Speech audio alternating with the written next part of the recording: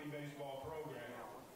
This year's squad continued the winning tradition of Mountie baseball with another state playoff appearance and winning the 2022 6A West Conference. The 2022 class of seniors have been part of Mountie baseball teams that have qualified for the state tournament each of their eligible seasons and won 3 consecutive conference championships, as well as last year's 6A state championship.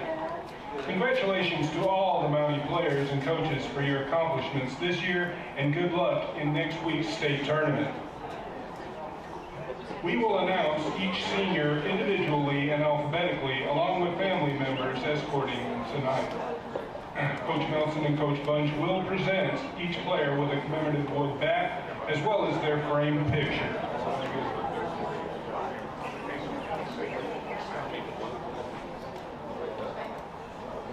First up is Caden Berger. Caden is escorted by his parents, Chris and Tisha, as well as his sister, Ella May. He has been a part of the Mountie baseball program for 4 years as an outfielder. He has also been involved in RHS in football, DECA, and FCA. Caden's plans after graduation are to attend the Northwest Arkansas Community College and pursue a degree to become a nurse.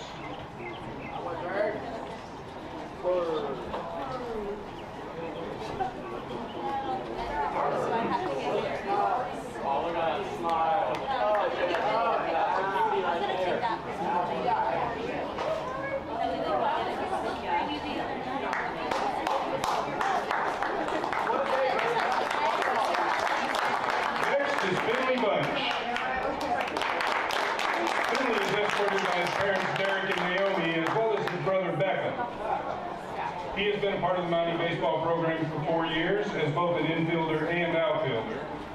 He has also been involved at RHS in football, DECA, and FCA.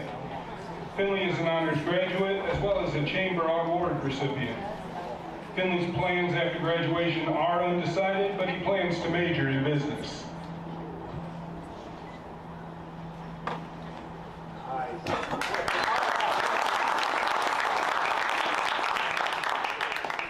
Next is Alex Corral. Alex is supported by his parents, Kevin and Dean, as well as his sister Alyssa and his brother Adam.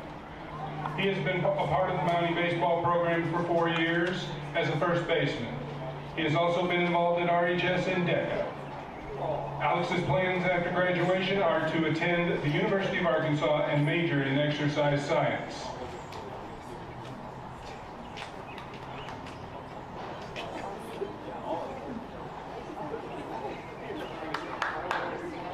Good man right there.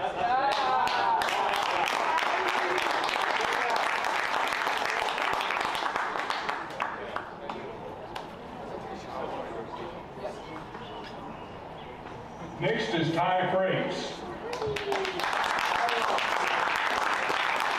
Ty is escorted by his parents, Nick and Shay, as well as his sister Hannah. He has been part of the Mountie baseball program for 3 years as a first baseman and pitcher. Ty's plans after graduation are to attend Eastern Oklahoma State College, where he will continue playing baseball.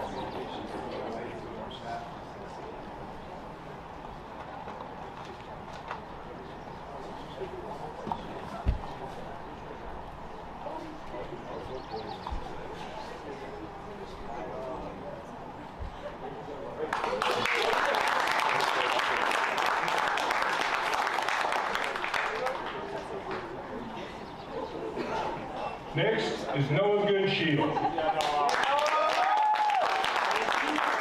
is escorted by his mother Mary. He has been a part of the Mountie baseball program for 4 years as a shortstop and third baseman.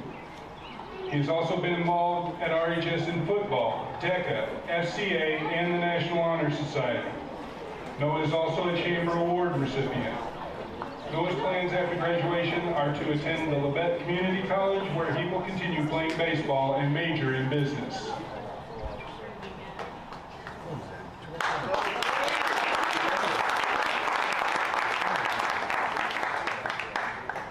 Next is Braxton Haywood. Braxton is escorted by his parents, He has been a part of the Mountie baseball program for 4 years as a pitcher. He has also been involved in RHS and DECA, FCA, and a proud member of business law. Braxton's plans after graduation are to attend Labette Community College, where he will continue to play baseball and major in accounting.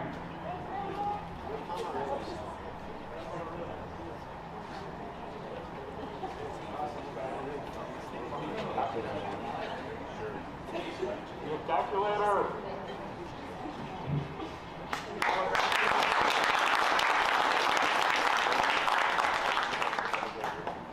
Next is Jay Hudgens. Jay is escorted by his parents, James and Ruth, as well as his brothers, Caleb and Micah. He has been a part of the Mountie baseball program for 4 years as a second baseman.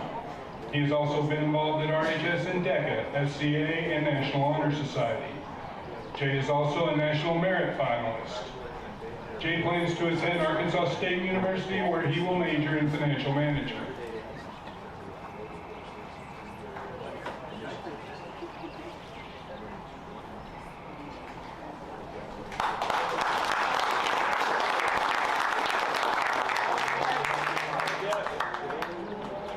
Next is Josh Lawn. Josh is escorted by his parents, David and Christy, as well as his brothers, Will and Zach. He has been a part of the Mountie baseball program for 4 years as an infielder and pitcher. He has also been involved in RHS in tennis, DECA, FCA, National Honor Society, and Link Crew. Josh's plans after graduation are to attend the University of Arkansas and major in marketing and supply chain management. Yes, Spice. JD.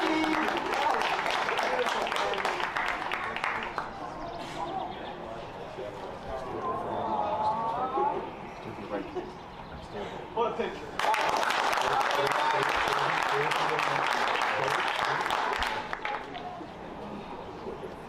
Next is Eli Marcotte. Eli is escorted by his parents, Michael and Carrie, as well as his brother Cord. He has been a part of the Mountie baseball program for 3 years as a catcher. He has also been involved in RHS and DECA, FCA, and National Honor Society. Eli's plans after graduation are to attend the University of Northern Colorado, where he will continue playing baseball and major in aeronautical engineering.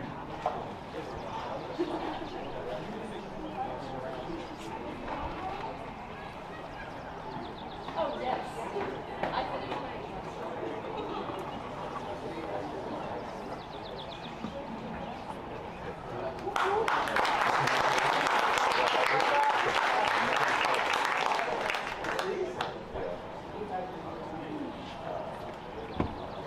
Next is Conrad Myers. Conrad is escorted by his parents, Chris and Gina, as well as his younger brothers, Duncan and Winston. He has been a part of the Mountie baseball program for 2 years as an outfielder. He has also been involved in RHS and football, DECA, FCA, and is a proud member of business law. Conrad's plans after graduation are to attend Hendrix College, where he will continue playing baseball and major in engineering.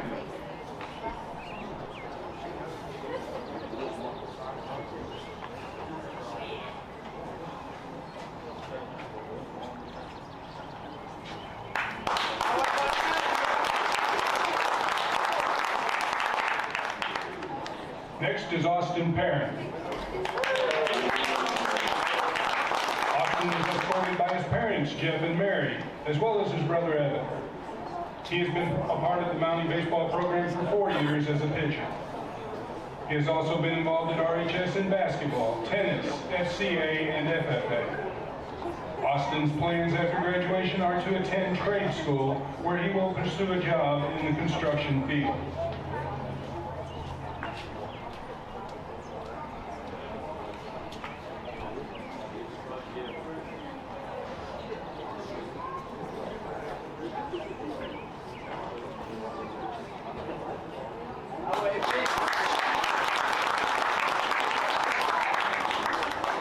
Our last senior to honor tonight is Cade Seldom Ridge. Cade is supported by his parents, Tim and CJ, as well as his brother Tim. He has been a part of the Mountie baseball program for 4 years as an outfielder. He has also been involved at RHS in football, DECA, SCA, National Honor Society, and is a Chamber Award recipient and proud member of business law. Cade's plans after graduation are to attend the University of Central Arkansas, where he will continue playing baseball and major in business and logistics. Sorry.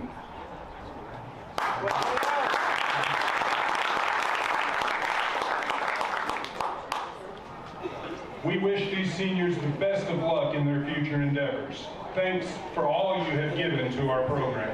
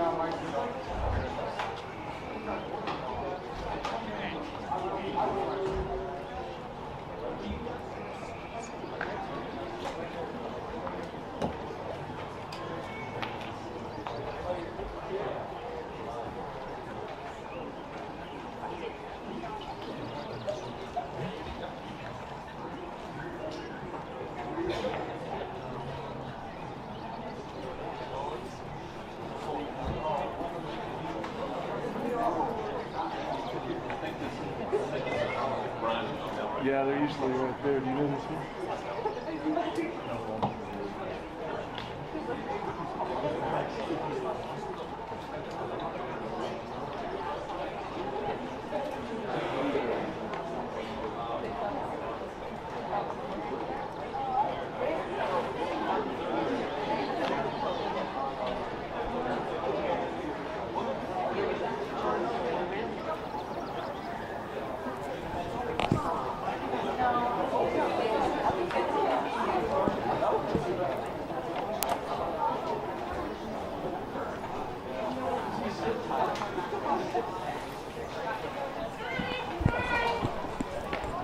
Well, welcome to Rogers Mountie Stadium tonight. I'm Coach Dave Regan. It is senior night tonight. We are honoring the seniors. I think we just had heard the announcements of all the seniors, and it is a wonderful night of baseball we have planned. The seniors we have out tonight that we will be honoring, Caden Berger I'll just go down the list of seniors and kind of highlight them as the day goes on. Caden Berger, senior. Finley Bunch, senior. Alex Corral, Ty Frakes, Noah Goodshield, Braxton Haywood, Jay Hudgens, Josh Lawing, Eli Marcotte, Conrad Myers, Austin Perrin, Cade Seldovich. I'm very proud of this group of young men who have, finished up their school year and finished up the regular season as seniors. Congratulations to all the seniors here tonight, celebrating their last home game at Rogers Stadium. And on to tonight's game. Tonight we have the Rogers Mounties facing the War Eagles, and they faced each other on Tuesday night in a 1-1 tie game that went into the bottom of the ninth, and the War Eagles hit a 3-run home run, walk-off home run to end the game, and that was just a terrifically played game all the way through. The pitching and was just fantastic throughout the whole game. Tonight, the starting lineups for Heritage War Eagles, who will be batting first. We have number 4, Bennett Crafton at left field. Number 6, Michael Johannesson at second base. Number 16, Quinton Edwards at first base. Number 21, Aiden Adair at catcher. Number 5, Jack Ham in third base. Number 1, Cole Richardson in center field. Number 12, Tyler Julette at right field. Number 9, Spencer Mounts in designated hitter. Number 3, Ethan Martin at shortstop. And pitching tonight for the War Eagles is Aiden Alameda.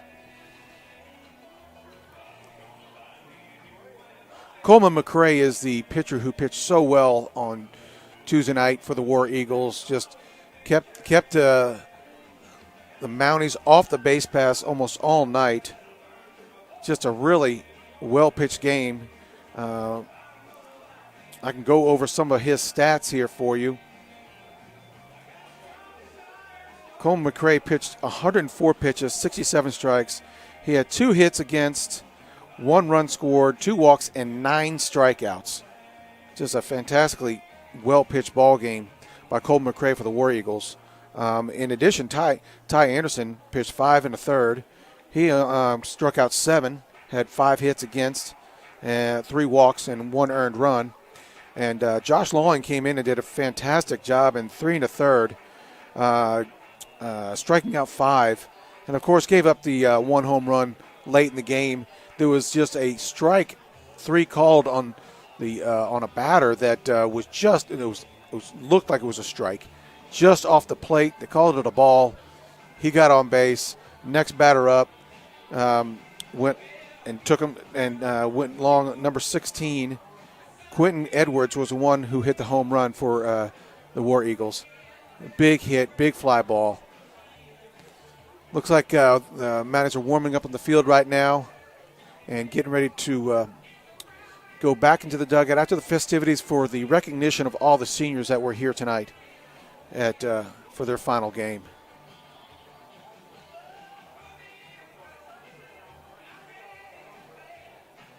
Again, Caden Berger, 4-year outfielder for the Mounties, senior. He's involved in RHS football, DECA, FCA. Caden's plans for graduation are to attend Northwest Arkansas Community College and pursue a degree to become a nurse.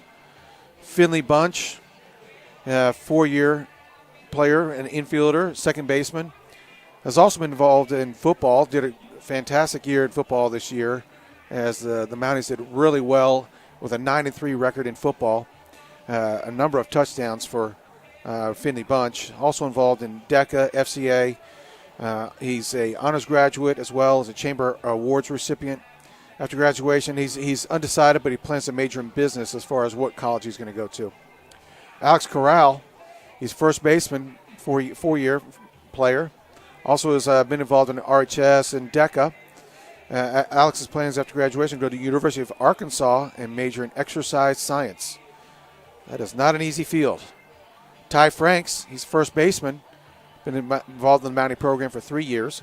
Ty's plans for graduation to attend Eastern Oklahoma State College, where he continues to play baseball.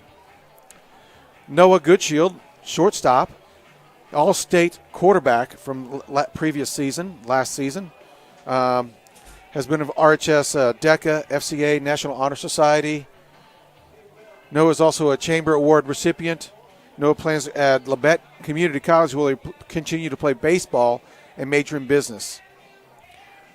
Braxton Haywood, another senior, been involved with the program for 4 years as a pitcher. He's involved in DECA, FCA, and a proud member of the business law. Braxton plans after graduation to attend Labette Community College, where he continue to play baseball and major in accounting. Jay Hudgens. He's been involved with the program for 4 years as second baseman. He's also involved in DECA, FCA, National Honor Society. He is a National Merit finalist. Jay plans to attend Arkansas State University, will major in financial management. I know that Jay's father, James, is very proud of him. Eli Marcotte has been involved in the Mountie program for 3 years as a catcher. He's also involved in DECA, FCA, National Honor Society. After graduation, he plans to attend Northern Colorado, where he continue to play baseball and major in aeronautical engineering. Attaboy Eli. Conrad Myers. He's been involved for 2 years as an outfielder and with the Rogers baseball program. He played football as well at DECA, FCA, proud member of business law. Conrad's plans for graduation is attend Hendricks, will continue playing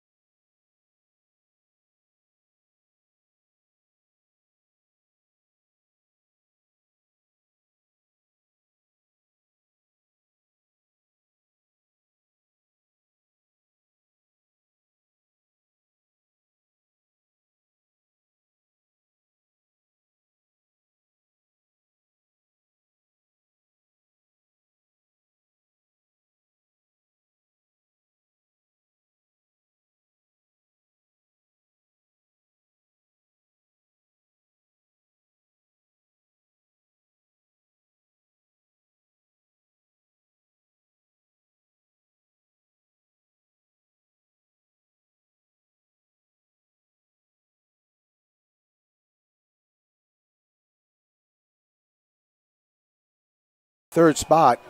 So it was a really good, really important game for the War Eagles the other night to get that win.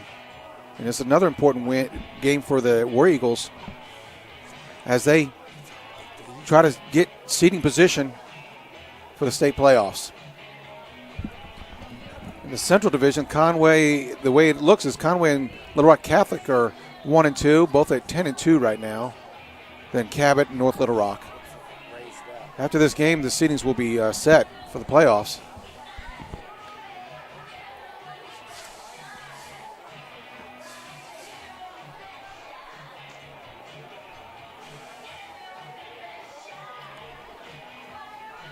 Okay, hang on, I'll get you somebody here.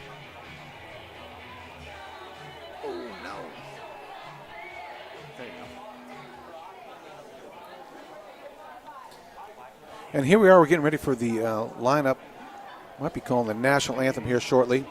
Ladies and gentlemen, the Rogers Public School Superintendent, Dr. Marlon Berry, Rogers High School Principal, Dr. Lewis DeLines, and Athletic Director Keith Kilgore, and Paul Wilson welcome you to Rogers High School for tonight's game between the Rogers Mounties and the Heritage Warriors. The team, coaches, student body, administration, and fans of Rogers High School extend each of you a big welcome. We are pleased that you could be here tonight as our guests. We remind you that interscholastic events are an extension of the classroom, that lessons are best learned when respect is shown for all. Please let your good sportsmanship show during the game.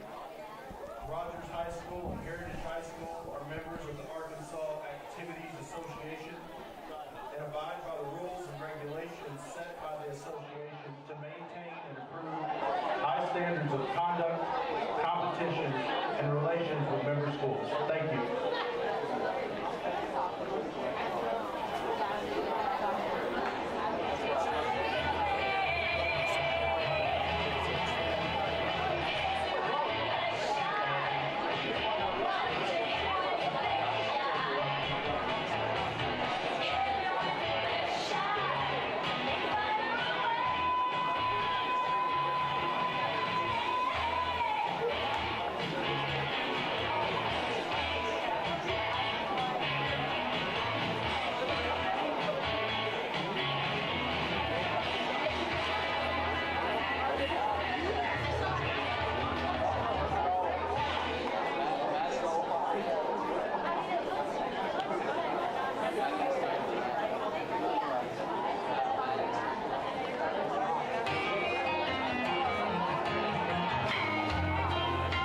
Folks, we've undergone some of the rain delays. It looks like we're going to have a good night of baseball.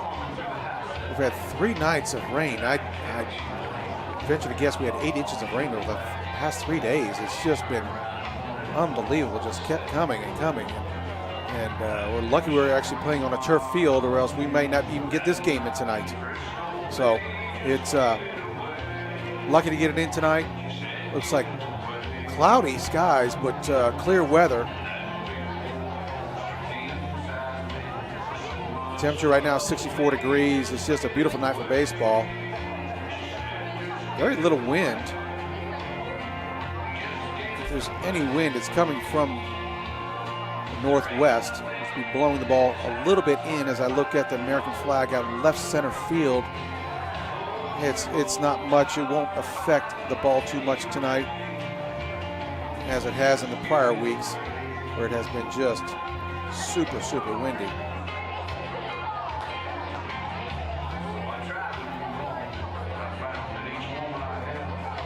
I'll be interested to see if this is going to be a pitcher's duel tonight, or if it's going to be more of a hitter's evening. Again, Matt Dillard is giving the start for the Rogers Mounties. And Aiden Almeida, the starting pitcher for the Heritage War Eagles.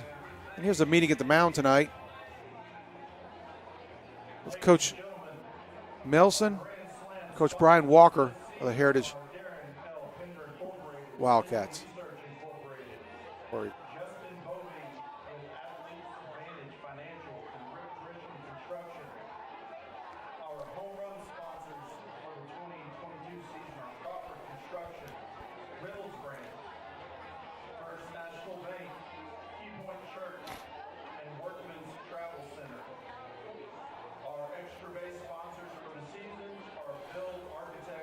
In addition to the head coach, Matt Milson, for the Rogers Mounties is Derek Bunch, who is more of the bench coach, calls all the pitches with the catcher.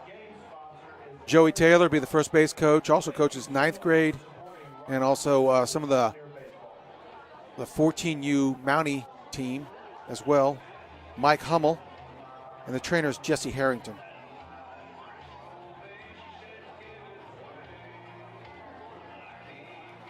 Looks like we had a pretty full crowd here tonight as well.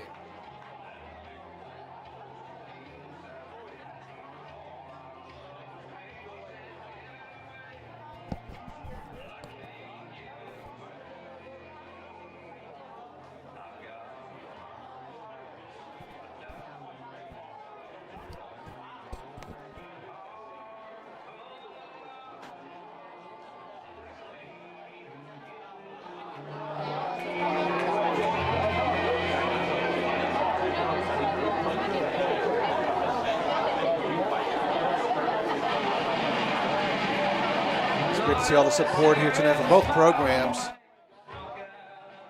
This stadium seats just under 500,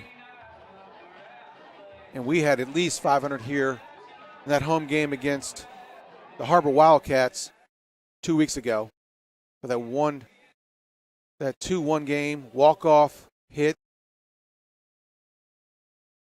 that JT Milson knocked in Cade Seldonridge to walk that off in the bottom of the ninth. That was a very exciting game. Rogers number 1 in the state.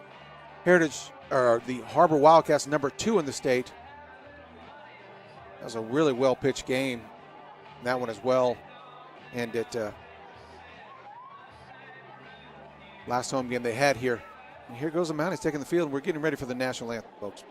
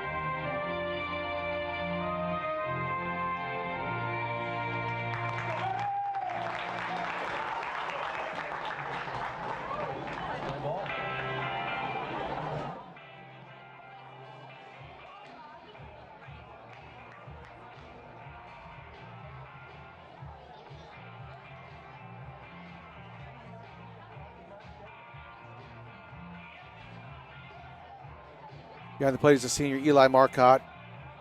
Senior for Rogers at first base, Ty Frakes. Senior at second base, Finley Bunch. Senior at shortstop, Noah Goodshield. Senior at center field, Kate Seldonridge. Got all their seniors up the middle. Rogers Mounties are the returning state champions. They look to make a deep run.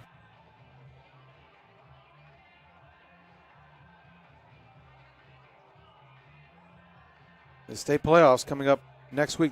State playoffs will be in Springdale this year.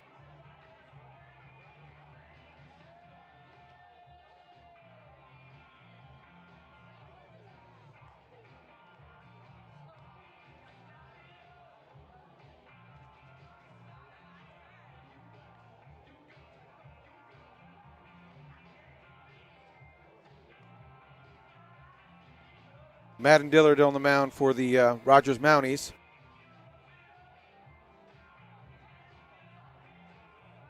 Madden Dillard is he was on the mound when the Rogers Mounties closed out the game against Harbor Wildcats to win the state title on this field last year.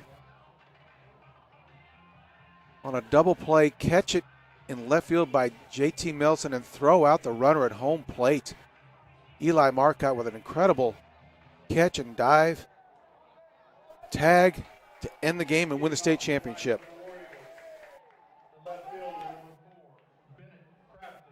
Bennett Crafton is leading off for the War Eagles.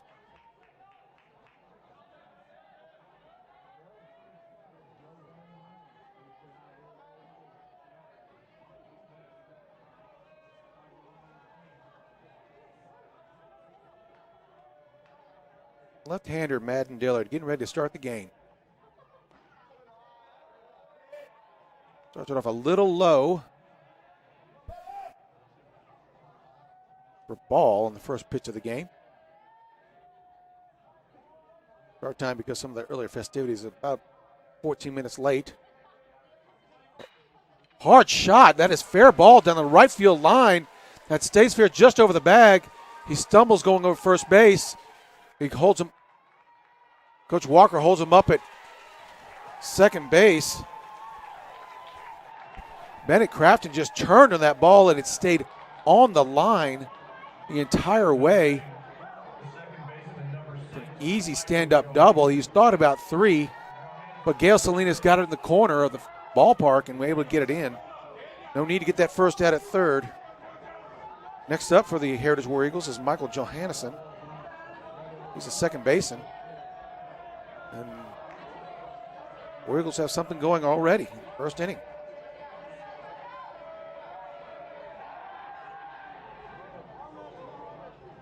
Dillard checks the runner. Bennett Crafton at second. No, Goodshield holding him on. Kind of in his hip pocket there.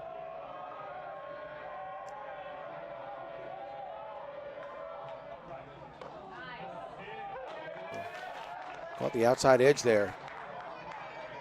Strike one. 0-1 is the bat to the batter.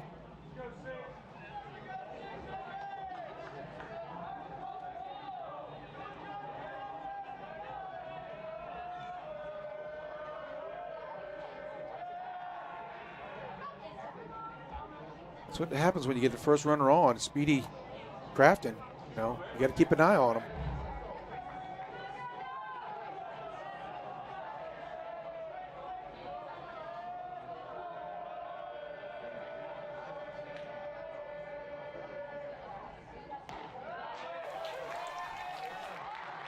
Boy, he's getting that outside call. He might want to live there all day.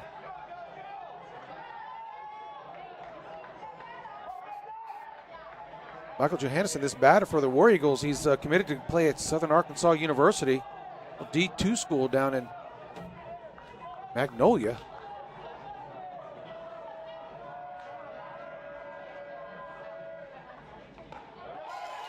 Gets him on three pitches. That's a big strikeout for Madden. Had him on his heels the whole way. Number 16, Quentin Edwards. This is Quentin Edwards, the hero of the other night for the War Eagles. Hit the three-run bomb at the bottom of the ninth inning to end the game. And a walk-off home run.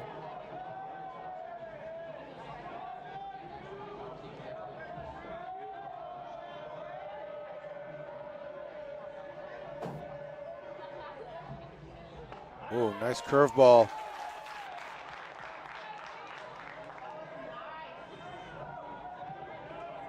Getting ahead of the batters right now is Dillard, throwing a lot of strikes.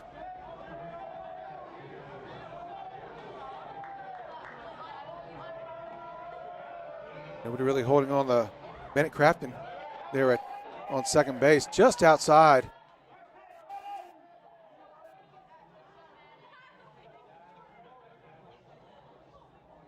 Ben's got 6 pitches and 5 strikes. He's around the zone a lot. Infield, the back pick. Oh, they're going to call a balk. Not exactly sure what he balked on, but they must not have stepped off the rubber.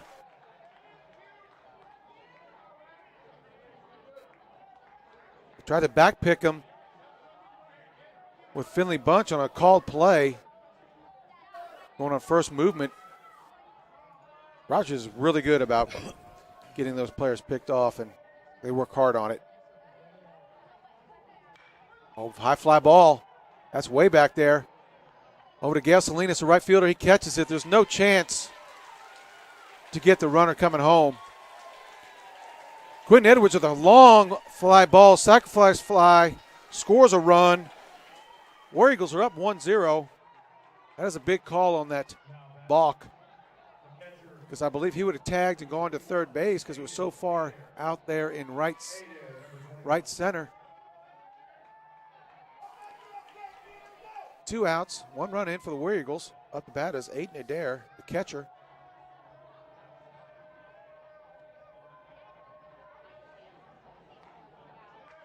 Well, that's a good call to get if you're the Rogers Mounties. That thing is just a hair catching the black on the outside part, if not just outside. It's a little, yeah, it's a little outside, but he's getting the call right now. I would go there too. See how far you can get out there and stretch that strike zone.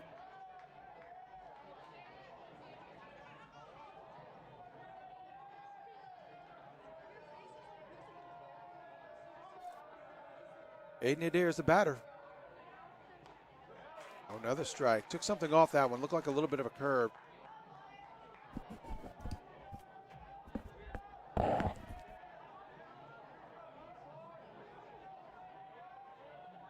One ball, 2 strikes, 2 outs. Nobody on base right now. War Eagles up 1-0. Just a little off there. Just tried to borrow too much.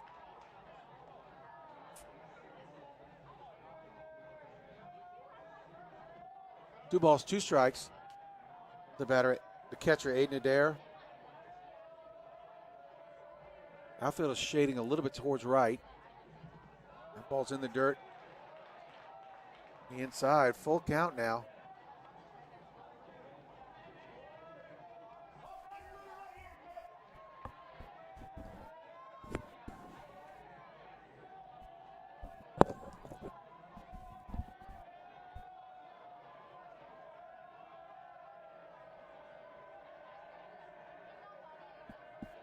There's a pitch. Oh, strike 3. He watched it go by him. That ball's right down Main Street. Still a really good inning for the Heritage War Eagles to start it off. Bennett Crafton with an awesome double down the right field line. It just covered the bag and stand-up double. They did have a balk to get him to third. And Quentin Edwards, sacrifice fly, knocks him in.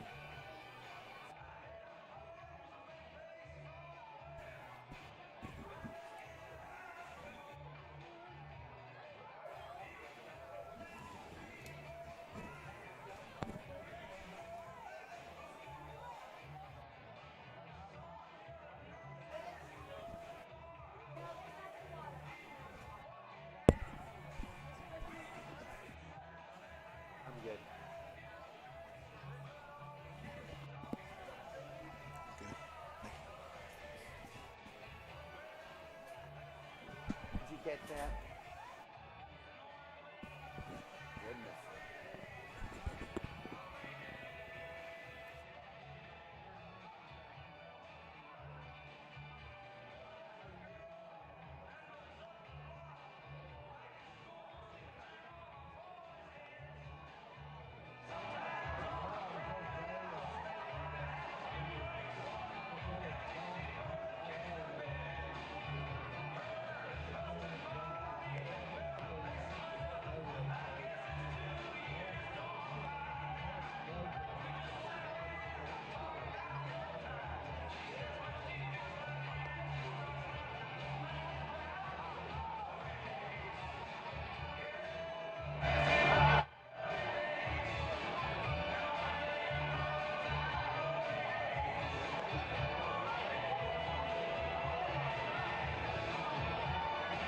All right, pitching for the Heritage War Eagles is Aiden Almeida, right-handed thrower.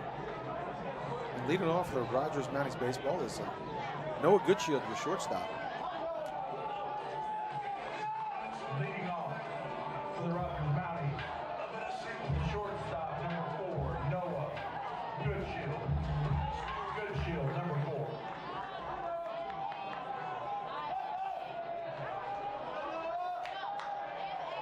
Senior Noah Goodshield, shortstop. Oh, check swing. Goes the second baseman. Fields it cleanly. It's a 1 pitch, 1 out. Start the game. It's a little inside, and Noah just tried to check on it. Now batting for Rogers, the center fielder, number 2. Here's senior Kate Seldenbridge. Seldenbridge, number 2. Batting .357 for the season. On-base percentage is nearly 500. Speedy. Oh, he smokes it to left, right center. One hopper to the right fielder. Tyler Jewett. First pitch swinging. Gets on base. Kate Seldenbridge, a commit to Central Arkansas. Going to play baseball at Central Arkansas, D1 school.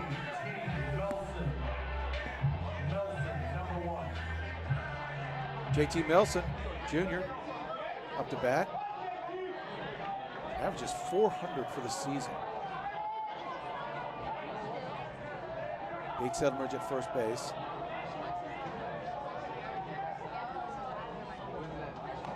Side, ball 1.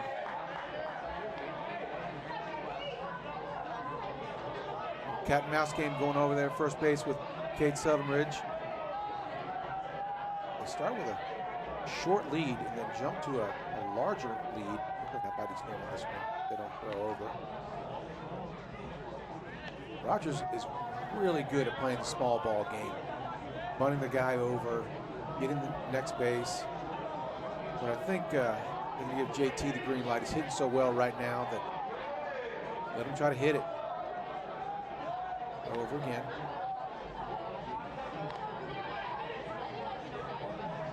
Seldenbridge has 24 stolen bases on the season. That's best on the team.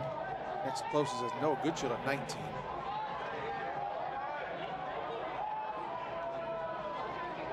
One ball. Third time throwing over.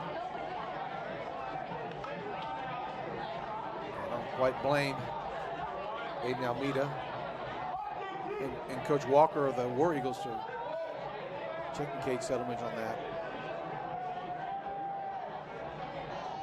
Stealing. Oh, foul ball. Oh, it's a hit and run, maybe.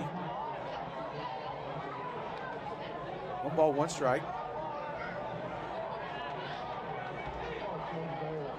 I think maybe Kate Seldenbridge deked the steal. Did not go, but he certainly fooled me. Took 3 hard steps. 18 Mills up the plate. 1 ball, 1 strike. Oh, the pitch out. They're trying to try to get him. Just too fast.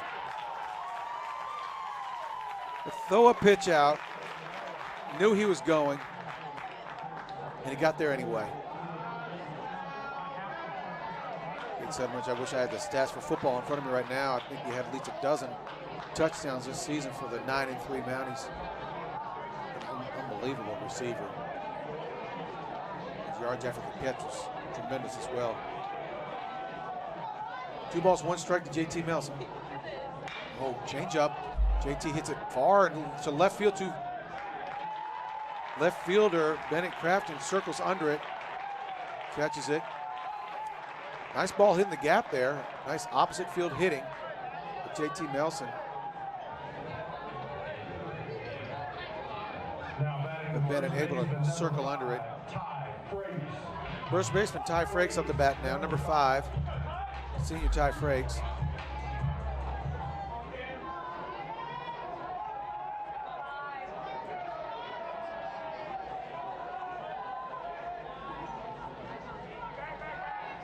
Frakes batting .342 for the season.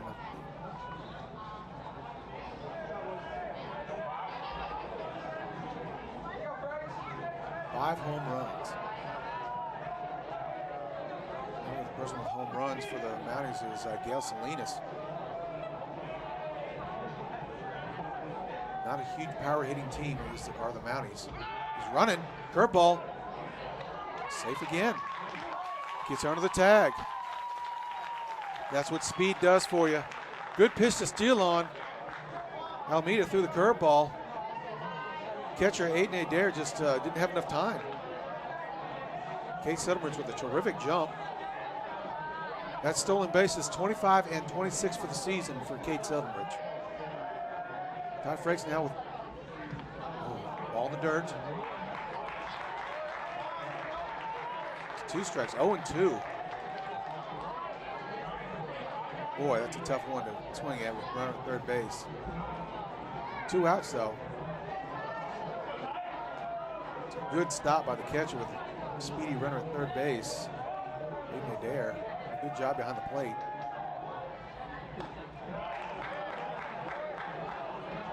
Hoping to get Ty fishing on that one, way outside.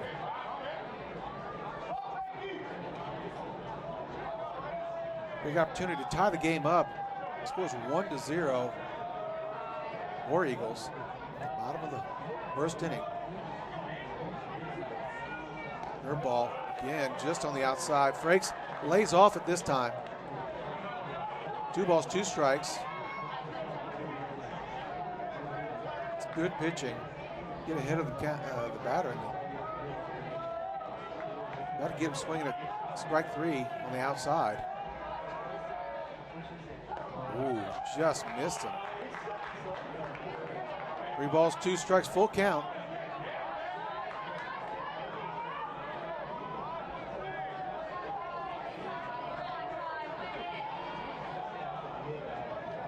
Big pitch here for Aiden Almeida.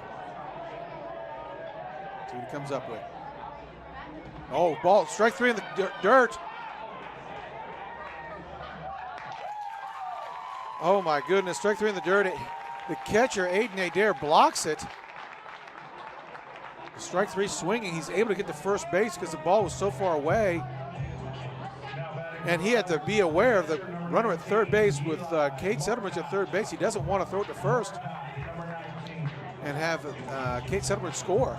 So he had to just kind of eat it and not throw it down. Eli Marcotte is the batter for the Mounties. He's your catcher, he's senior. He's slated to go to Northern Colorado next year.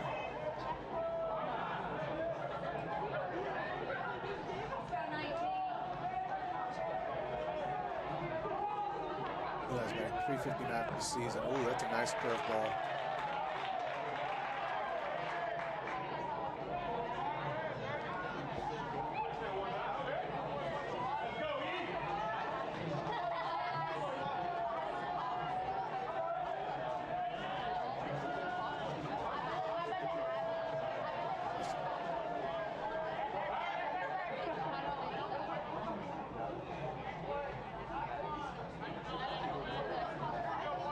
Ball's 1 strike to Eli Marcotte, your catcher for the Mounties. Runners at first and third. Ty Frakes at first. Another curveball. Ooh, boy, that looked good. He kind of fooled the umpire because the catcher was moving outside. The ball was kind of a backdoor curve. Almost caught most of the plate.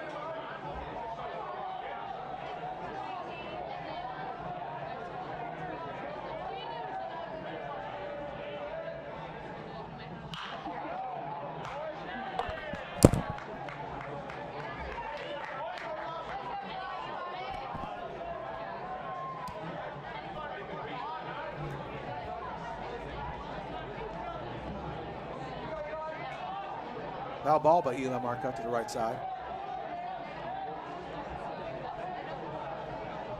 Big spot for the Mounties. Going to tie this thing up at the bottom of the first. Down 1-0. Ooh, it hit him. It grazed his hip. And hit him. That loads the bases for Gail Salinas. Gail Salinas, your right fielder.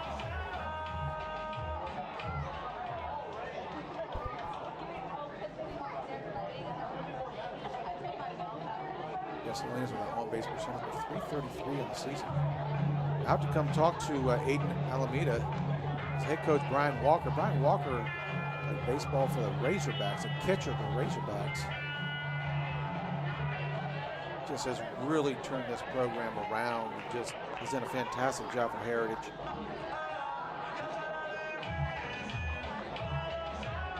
Also coaches his younger son in the local USSSA league, and see him out there at the ballpark every now and then. Miguel Salinas up the bat, bases loaded, full of Mounties. Third base is Kate Seldenridge for second base, Ty Frakes. Eli Marcotte at first. Smoked it up the middle. Base hit for Gail Salinas.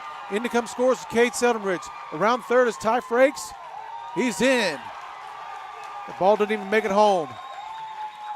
Big first pitch hit by Gail Salinas. 2-run RBI.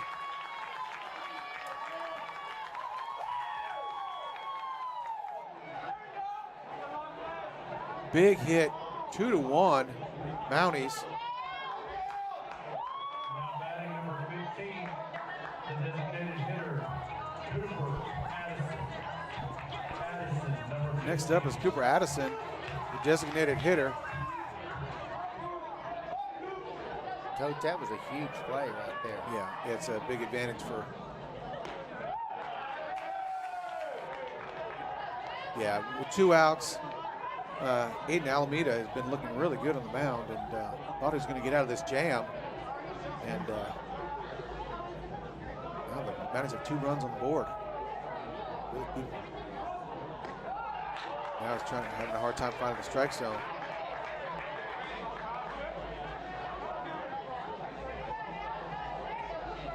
Two balls, no strikes.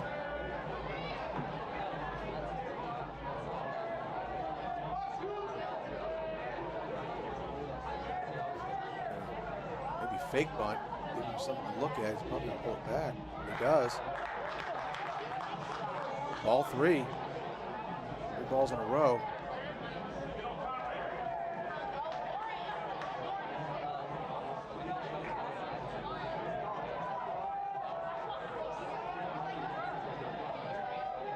Three balls, no strikes, 2 outs. Runners at first and second. And that's 4 straight balls.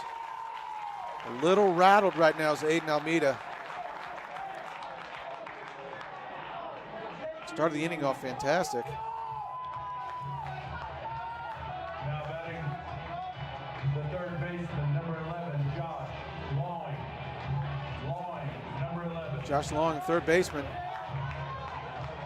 In for the Mounties.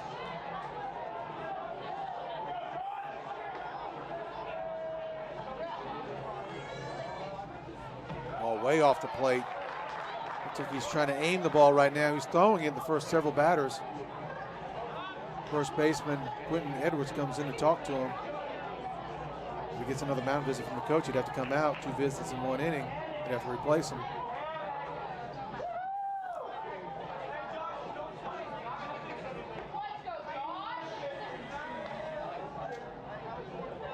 It's 5 straight balls. Almeida, the pitcher for the War Eagles. Bases are loaded. 1 ball, no strikes. 2 outs still. Been 2 outs for a long time. Been a 2-out rally for the Mounties.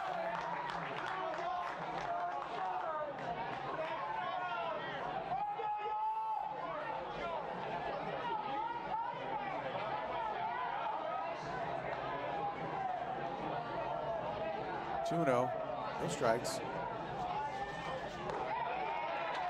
There he goes. He found the strike zone there. 2 balls, 1 strike.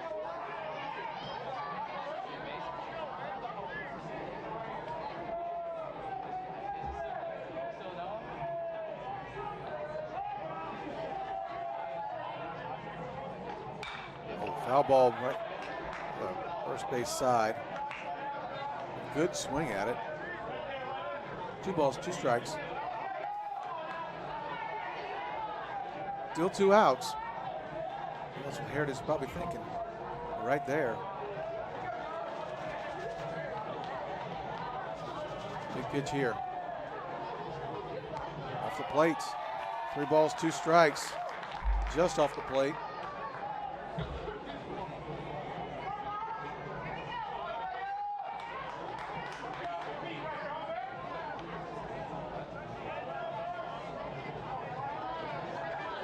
Runners will be going on this pitch. Bases loaded, 3-2, 2 outs. Base runners will be stealing, they'll be moving. Ball 4. Walks in a run. That makes it 3-1 Mounties.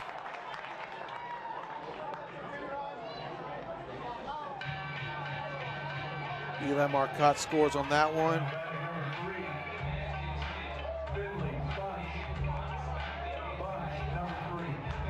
Finley Bunch, senior, second baseman, up to bat for the Mounties. Finley has a really good eye, a lot of walks, works the count well.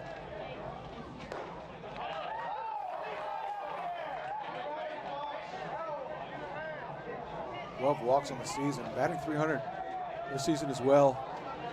Hard guy to strike out. Puts it in play. Right back to the pitcher. Easy ground ball.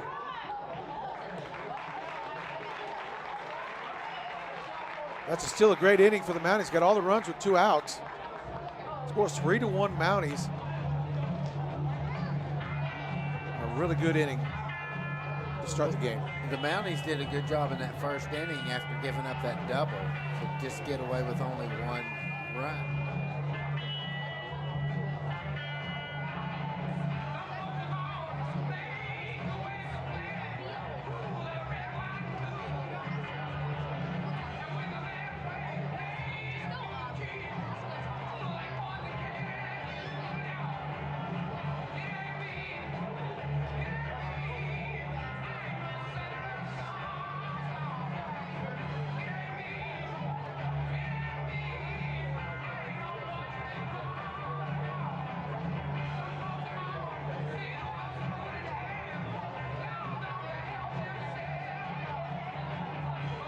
I had a feeling it was just going to be one of the toughest games of the season because they just played Harbor Wildcats, played a couple of very tough games, went through the entire season undefeated in conference play. Then they go over to Heritage as a much improved team, and Heritage has nothing to lose. And a really good pitcher in Coleman McCray did a great job kind of shutting down the Mounties, and I knew it was going to be maybe even a letdown game, or they call it a trap game. And the War Eagles did their job, and I knew it was going to be one of the toughest games they had all season, and Coach Nelson agreed as well. So, and the War Eagles proved that it was. They're just a tough-minded team. Coach Brian Walker just has done a fantastic job across town with that group of kids. Coach Nelson's done a great job too, bringing this team back after a state championship. That's always hard to do. Yes, it's always hard to repeat, after a state championship run. We're on the top of the second. Third baseman, Jack Ham, up to bat for the Heritage War Eagles.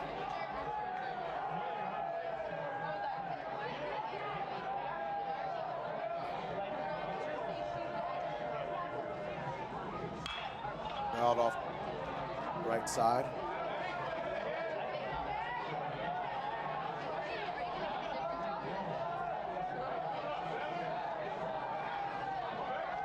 Matt was thrown 15 pitches, 10 strikes, all around the zone. 2 strikes on Jack Ham.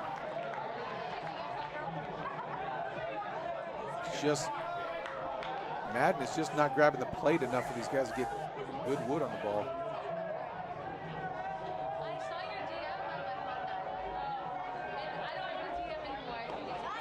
Change up and just left it up high.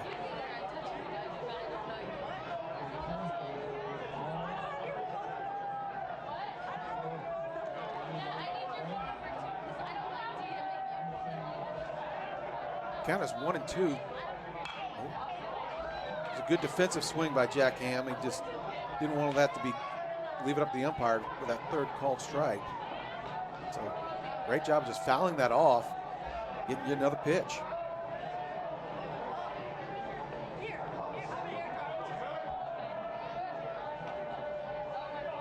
defense is shaded to the right a little. Comes in on him, jams him. Foul ball to the left side, just out of play. Madden's doing a really good job of pitching these guys inside and outside. Been pitching most of these players outside, and then sees that Jack Ham, the third baseman, is reaching for the ball in the outside part and comes in and tries to jam him with that inside pitch and did a really good job. Would have been an easy ground ball had it stayed there. Another foul ball. Good at bat by Jack Ham.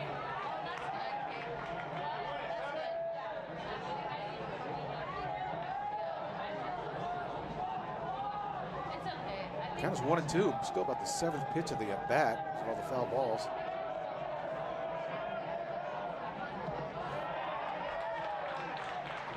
Look at that change up in the dirt.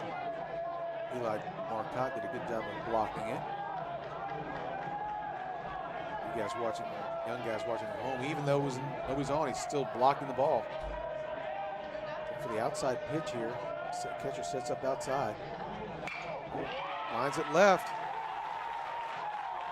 Jack Ham with a nice at-bat. Really pulled that outside pitch to the left side, just the outside of Noah Goodshield. Couldn't quite get to it. Really good at-bat by Ham. Up now, the center fielder, Cole Richardson. Second inning in a row where the War Eagles got their leadoff hitter on base. Puts pressure on the pitcher. Goes for the bunt. Foul ball on the bunt.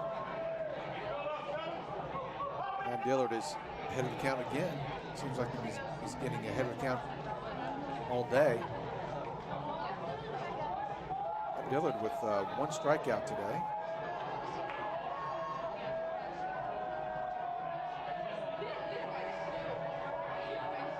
Six batter faced. Big scoop and curveball.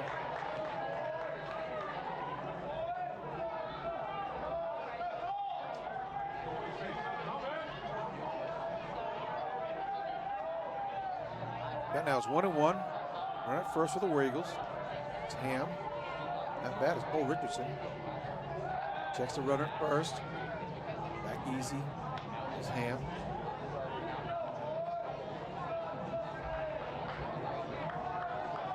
Third baseman Josh Long playing way up, looking for the bunt. He's on the infield grass, a good 8 feet. Got to cut that bunt off if they do. Got us 1-1. That's a tough pitch to hit. Bad keeps getting that strike. I would live there all night.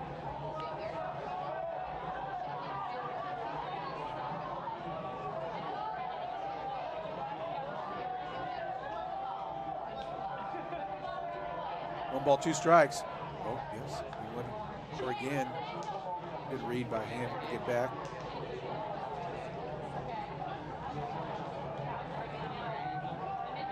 Sun is coming out. That's the first time we've seen the sun in 4 days here in Northwest Arkansas. Peeking out, it just seems to, just even for a moment, it's just wonderful to see.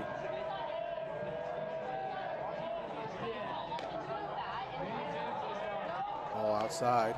2 balls, 2 strikes. We're at the top of the second inning. The Mounties with 3 runs in the bottom of the first. Heritage with one run at the top of the first. So we're at 3-1 here. Mounties are leading. 2 balls, 2 strikes. Runner at first. Oh, caught looking on that one. Little change up on the outside. That's a terrific pitch by Madden.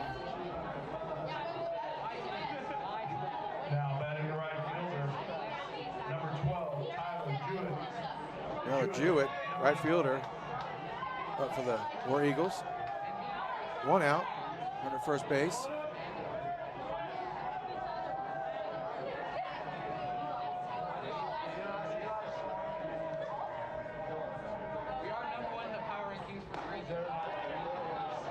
Ball high, first pitch.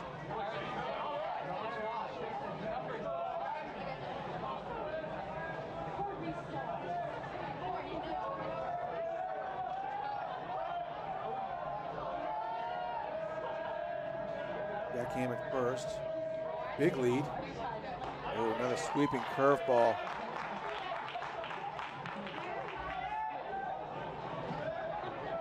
One is the count, 1 out. Fielder shading to the right.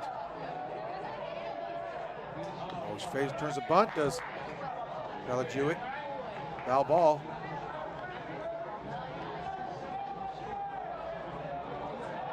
Count now is 1-2. Third baseman Josh Long was playing a little farther back on that one. Not trying to squeeze that off.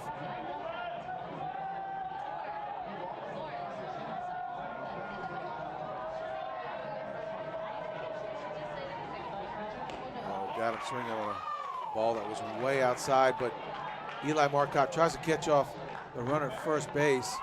Ty Frex did a great job of leaping in the air to get that before it goes down the right field line. Right fielder Gail Salinas was on the move, though. If that ball got by him, I think the right fielder Gail Salinas would cut it off, and it wasn't going down the foul pole. Up now, Spencer Mounts, designated hitter, taking the 8th spot.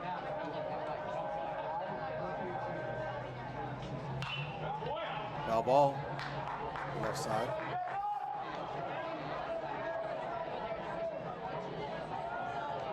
Matt Dillard gets ahead on the count again. The ball's 1 strike, 2 outs in the inning. War Eagles got their leadoff batter, Jack Ham, on first. Leadoff single. Oh, sweeping fly ball. It's up in the air. Looks like the third baseman, Josh Long, calling for it. Catches it for the 3rd out. Coach, I'm impressed with Dillard. When he gets that leadoff batter on, it doesn't seem to phase him. Yeah, he's doing a really good job. It's hard to move on him as a lefty pitcher, hard to steal on him because his move over to first base is so good. So your lead isn't very good. So it's hard to get a good jump on him. Matt's doing a really great job of pitching. 33 pitches and 23 strikes. Wow. For Madden Dillard. That's a strike percentage of 70% strike percentage so far. So he's doing really well. Great crowd on hand tonight.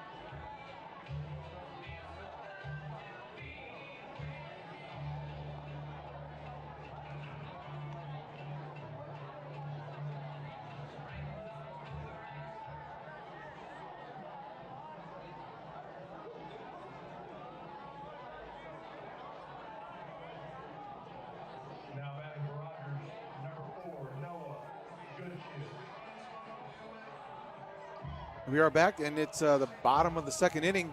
The Mounties are up 3-1, and at the top of the order again. No good shielded bat. Looks squares to bunt. Oof.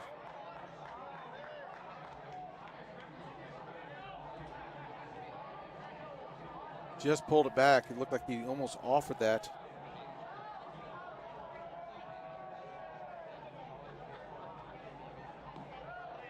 Two balls.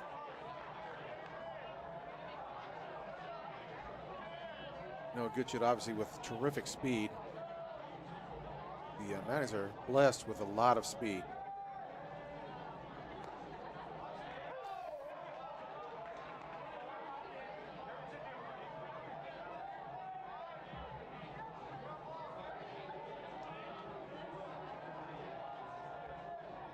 Two balls, one strike. Oh, right at the middle. Nice shot. Noah Goodshield stayed inside the ball. A good shot up there. Mounties with the leadoff runner on. And some good speed and Noah Goodshield. And with a left-handed batter, it's hard for the catcher to see the runner go. Noah Goodshield gets a good jump here. He's going to be gone. See, Gates Edelman squares the bunt. Oh, get the little slash. Squared the bunt and pulled it back. Was going to hit it. Pitcher Aiden Almeida with a nice curveball there. Kind of would have been a really good pitch to run on.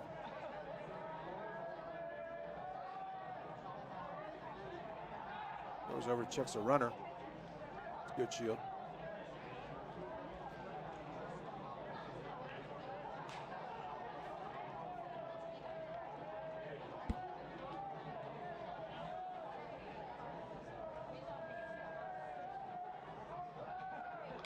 Oh, shot to center field.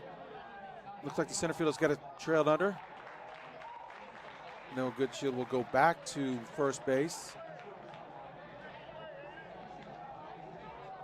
Good play by the center fielder, Cole Richardson.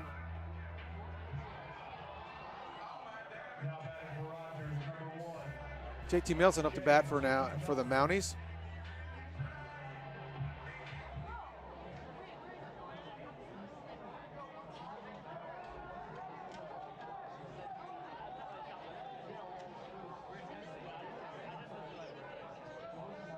JT Milson flied out to the left fielder last at bat.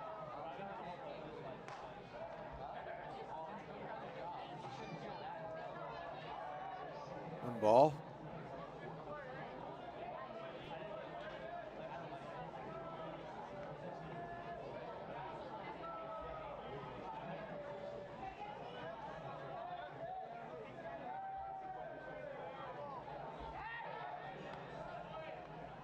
Checks the runner again at first base as Almeida.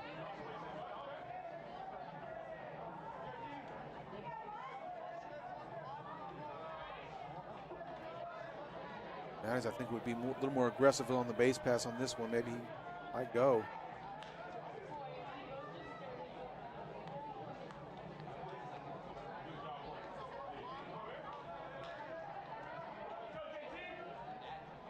JT Milson, left fielder. Head coach Matt Milson's oldest son. Younger son is 7th grade. Nice swing. Fouled off on the left side. Had a play.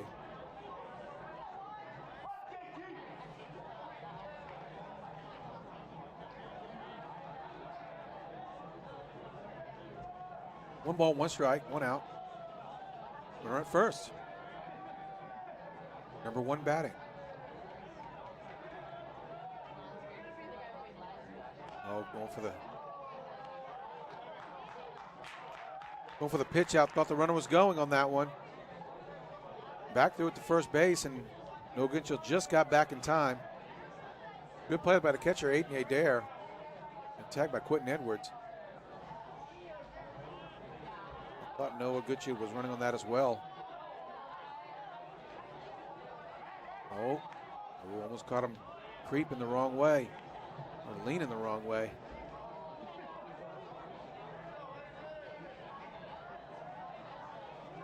The Eagles are doing a good job of holding the runners on thus far. Oh, we got a good jump.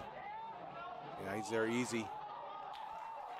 Got a really good jump on that one. Didn't know a Goodshield. He'd have stolen that on the pitcher all the way, regardless if the throw was there.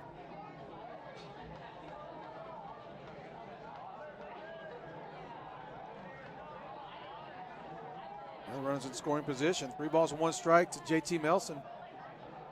No Goodshield at second base. Outfield not particularly deep. Ball 4. Runners will be at first and second right now. Up next is Ty Frakes, your first baseman. Here comes the coach, Brian Walker, to talk to his pitcher, Aiden Almeida.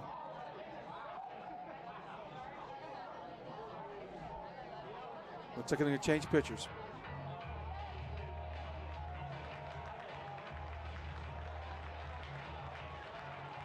Aiden did a really good job of pitching, I thought, tonight.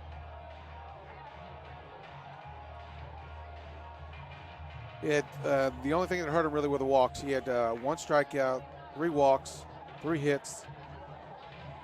None of the runs were earned.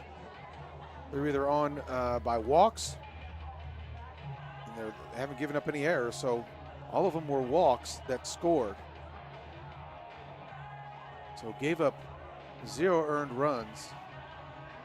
And that's how Rogers does beat you. They if you make a mistake, Rogers gets on base, they steal the base, they butt him over. They do the little things so well. That's how the Mounties were successful last year. That's how they've been successful this year as well. Because this is a big ballpark. It's not like you're going to be hitting home runs here. There's 340 down the left field line on both lines. 340 down left field and right field line. 385 to dead center. And that's a big fence in dead center for the batter's eye. The fence is obviously higher so that you can have a good background for the batter. That's why it's so much higher in center field. And 385 to dead center, 365 to the corners. Coming in to pitch is Brady Laird for the War Eagles.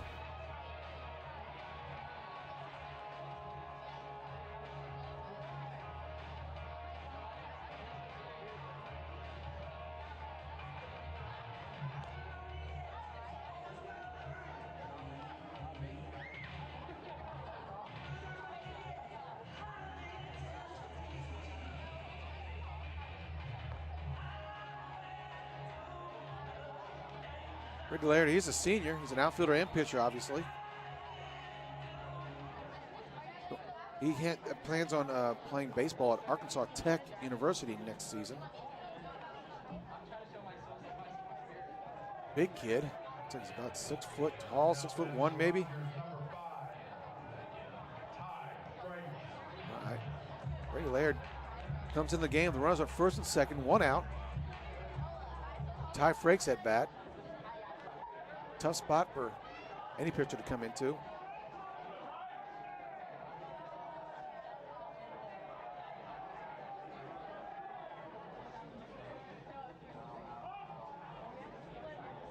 Oh, back throw.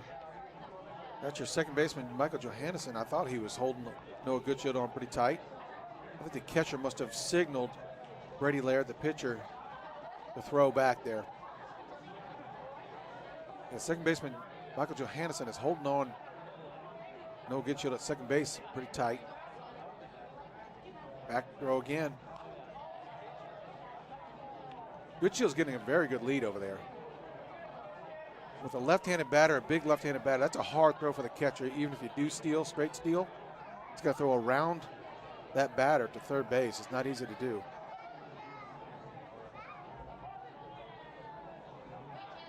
Looked in the dirt. Good block by the catcher. Aiden Adair did a really good job of blocking that, keeping it in front of him. Runs at first and second. Those are the things little things that win ball games.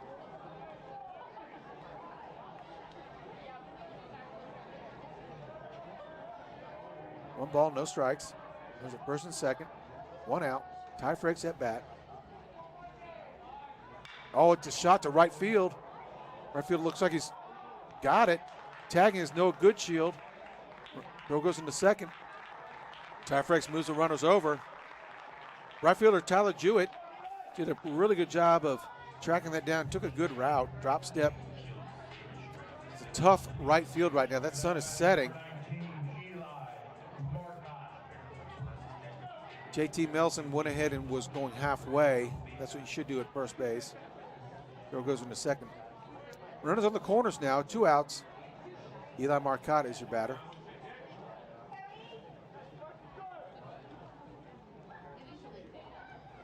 Catcher Aiden Adair calling a first and third play here.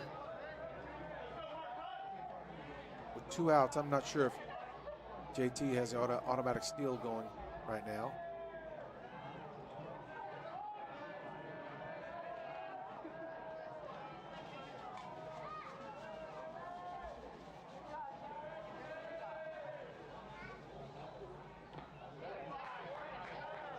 It's a really tough for the batters right now. The pitcher is in the sun, and you are in the shade.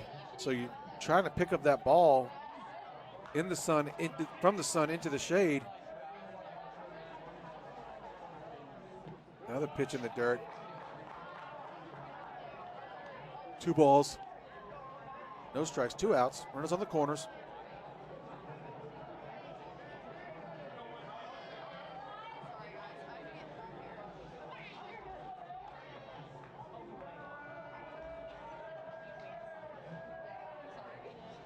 Eli Marcotte at bat.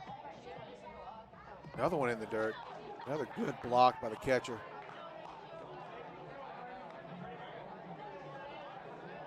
Scores 3-1. Here we are in the bottom of the second of a 7-inning game.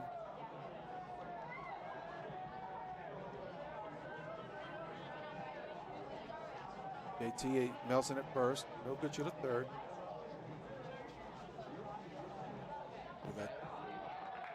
Ball 4. None of those pitches were really very close. Loads the bases for Gail Salinas, your right fielder.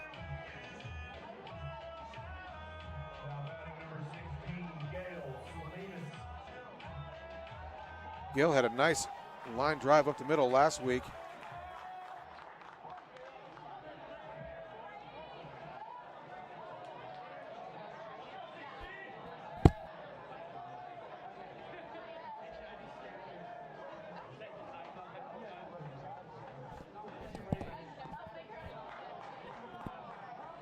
Ball 1.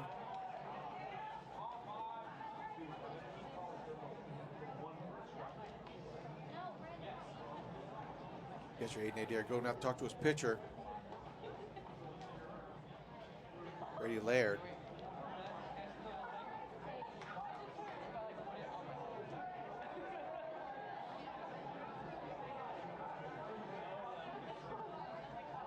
Niners with a chance to really break this thing open. Only up by 2, but it feels like it should be more.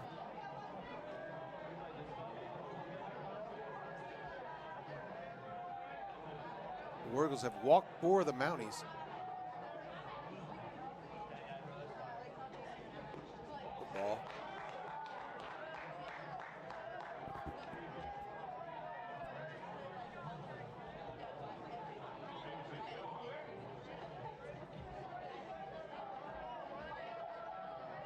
Bases loaded for Gail Salinas, the right fielder. Had a great single last at bat. Another one outside. Laird is struggling to find the strike zone right now. Afraid to maybe to put one across the plate and have somebody hit it or a double in the gap maybe.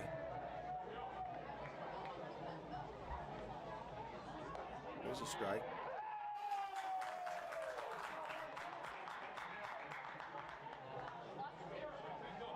Three balls, 1 strike.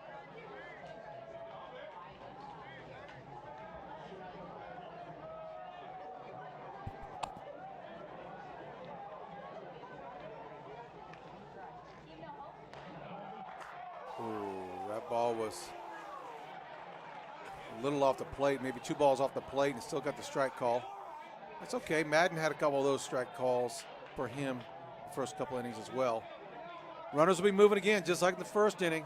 3 balls, 2 strikes, 2 outs, bases loaded.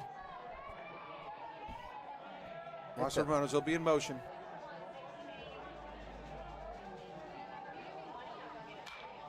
Foul ball.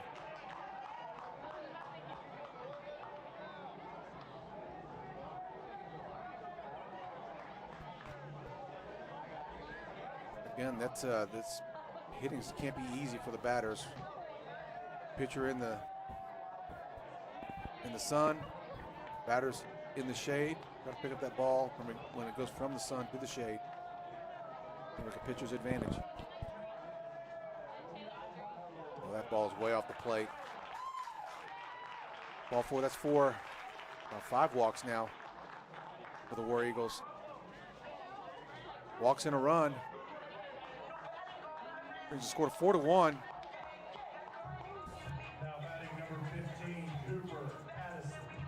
Cooper Addison batting now. He's the DH. Good spot for him here. Saw him hit a triple one day out in this ballpark against Bentonville. It was a shot. It was a big part of the game. They won 2-1. It was a big part of that game that they won 2-1. And just absolutely smoked it right at the right fielder. He was flat-footed because the ball was right at him. Looks like Brian Walker's going to come out and talk to his pitcher, Brady Laird.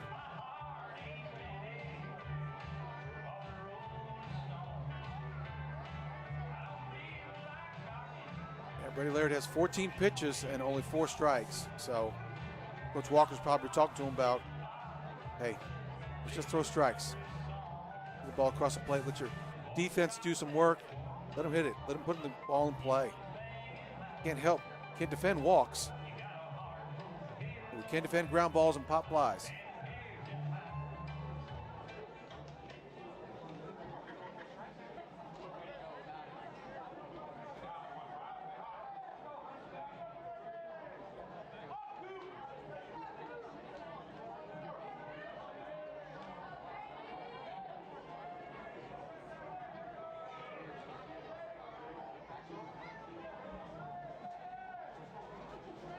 Cooper Addison, number 7 hitter. Bases loaded. Ball low. A friend of mine whose theory is every time a coach comes out and talks to the pitcher, that the very next pitch will be a fastball. And that was a fastball.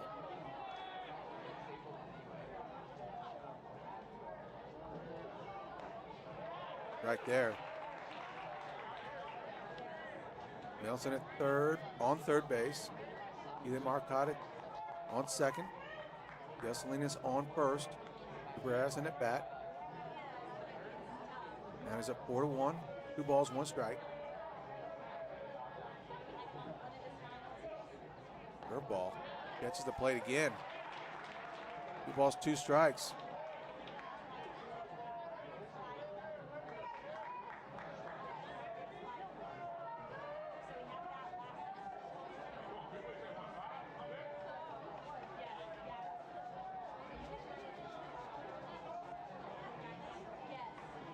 Another curveball, ground ball to first baseman, just out of play, foul ball.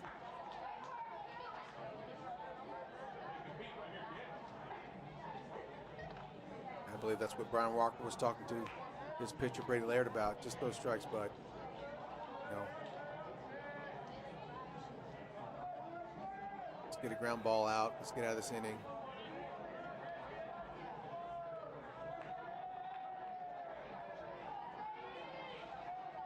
Two and 2. Another ground ball. Same result. Ground ball to the right side.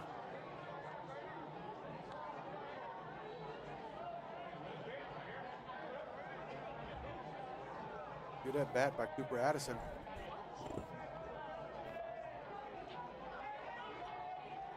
Brady Laird has some good pitching now that Coach Walker had went out and talked to him on the last mound visit.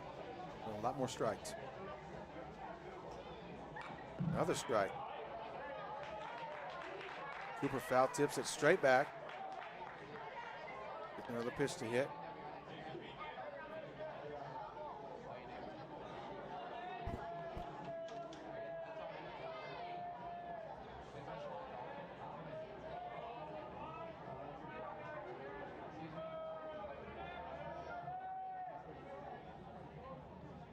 Oh, ground ball, the right side. First baseman going to take it himself.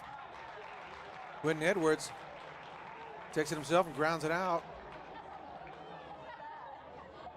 Brady Laird did a really good job of pitching once Coach Walker came out and talked to him. A lot more strikes. Scores 4-1. Mounties only get 1 in that inning. Lots of base runners, but not a whole bunch of action.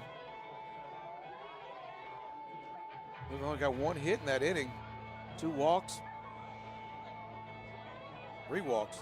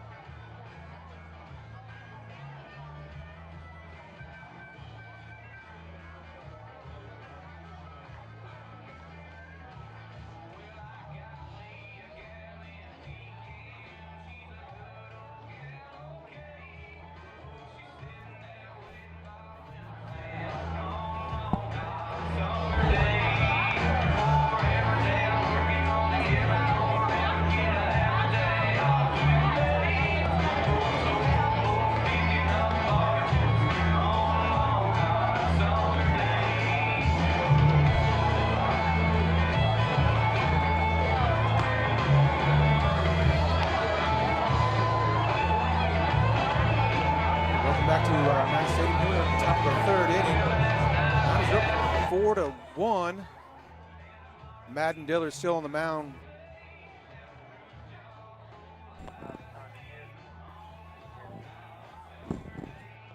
Yeah. Oh, yeah.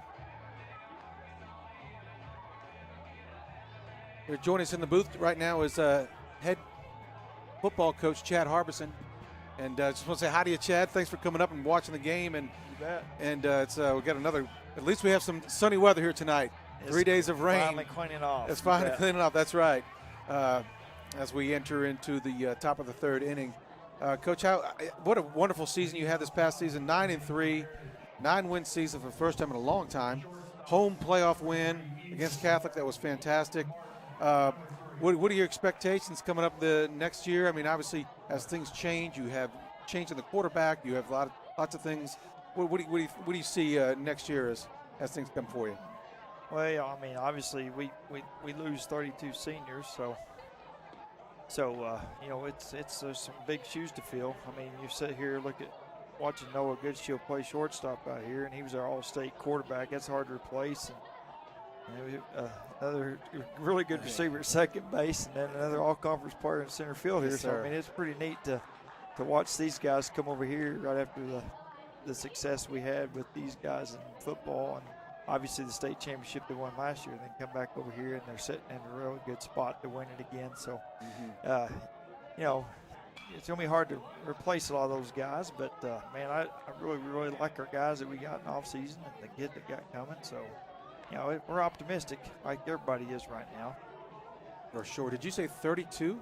32 seniors, yeah. That are graduating this past year. Yeah. Wow, that's hard to feel no matter what. Even when you don't talk about your starting quarterback or a receiver or things like that, you're just talking about guys that are in the locker room, guys that are good leaders, have been around the program a long time. Those guys are hard to replace as well. Yeah, and we had a really neat group of guys last year just because there had that many of them, and you know about half of them were started, and the other half were just what we call good humans. We had just a good group of kids on our team that did right and did the right things on and off the field, and they were just fun to be around. So we're gonna miss them, but you know our culture's good with the guys that we have in the weight room every day right now, and man, we're pretty optimistic about it. You know, we're gonna be a little bit younger in some spots, but and we also bring a bunch of key kids back too. Well, you had Ethan Martin with a foul ball off to the right side. Counts 3-2 to the shortstop, Ethan Martin. Well, you had a lot of sophomores play last year that are probably going to play some key roles, I know, this year. So it was a great sophomore class, and I'm excited to see those folks on the football field again. Oh, yeah. And we got a lot of key returners coming back on defense, especially with ground ball to the left side. No good with the backhand. A throw to first. A pick by Ty Frakes, but tough play. It was. Ethan Martin runs it out.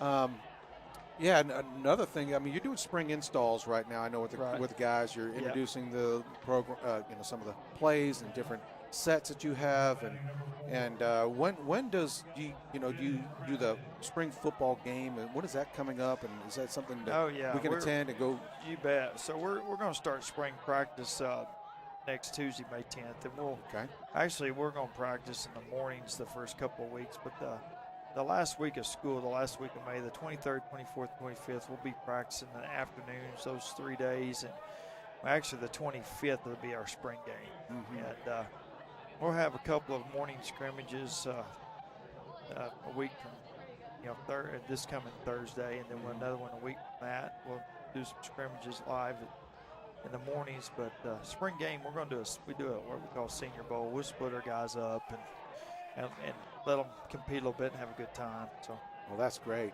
And don't you have some of the Kirksey and Elmwood? Don't they come over to do some 7-on-7 on each end of the end zone and kind of have some fun there too? Yeah, that's kind of a neat deal. Our middle school coaches, Coach Stagg and Coach Bush, they kind of got together last year, and they created that deal, and it's really neat. They come over, and so we'll have a halftime in the spring game, and those guys will get on the field and like I said, play a little 7-on-7. They'll do a lineman challenge and do some stuff during the halftime of the spring game. So we look forward to seeing those guys over. Oh, that's great. That's wonderful. Off to bat is Bennett Crafton, the left fielder. Count now is 3-1. Runner at first base for Heritage War Eagles. So there's right now just a lot of lifting and getting the kids in shape because, I mean, now that most of the other seasons besides baseball are over, you're getting most of your kids back right now? Track and things? Oh, yeah. I mean, these guys do a really good job of trying to get in there when they can. And so, I mean, we got a few guys, we got a couple of guys at the state track meet today that actually did some good things down there today. And we got obviously a few guys that are in the dugout right now. That's right. The baseball team that we're looking forward to seeing how they end up their season. And then, we'll get them all put back together hopefully the last week of school. If we see them before then, that means they're not playing for another state championship. That's right. So we hope we don't see them until summer. That's right. Talk to me a little bit about your the first couple games. Now, your non-conference games. Who do you have first? Yeah. And is it a home game? Yeah. No, we're pretty excited about our schedule. We've beefed it up a little bit. We're gonna be on the road the first 2 weeks. We're gonna travel to Little Rock, and we're gonna play Little Rock Southwest, which is a new school in Little Rock. It's another 7A program out of 7A Central. They're starting their third season, and they're obviously just getting better every year. They'll be very talented. Week 2, we'll travel over to Tulsa. We'll play Bishop Kelly out of Tulsa. That's right, the Catholic boys, all boys Catholic school. Yes, and they've just got a very good tradition and a good program, and so then the third game, non-conference game, we're bringing Farmington up, which they're a really salty 5A team. They certainly are. And they've played the last 2 years. They've played two 7A West teams, and they've won both of those games both years. So no kidding. They're not afraid to strap it up with the 7A. Well, that Farmington program, I don't care if it's baseball, basketball, or football, they really are becoming really good at 5A. Absolutely, they do a great job of athletics there, and so we got tough non-conference, but that's what we wanted. We wanted to beef it up. We feel like our kids will be competitive, and we'll have a chance to have some success in those games. But obviously, those games that we're going to have to line up and really play some good football and be ready to go. And your first conference game is against whom? We'll open conference to play with Southside here. Here goes the bunt. Oh boy. Here we go. Michael Johannesson. Oh, they're going to call interference. Oh, they're going to call runner interference on Michael Johannesson on the throw to first base. They're saying the throw even though it was wide. Here comes Brian Walker, who, if you get Brian Walker fired up, you better watch out. He will get in your face.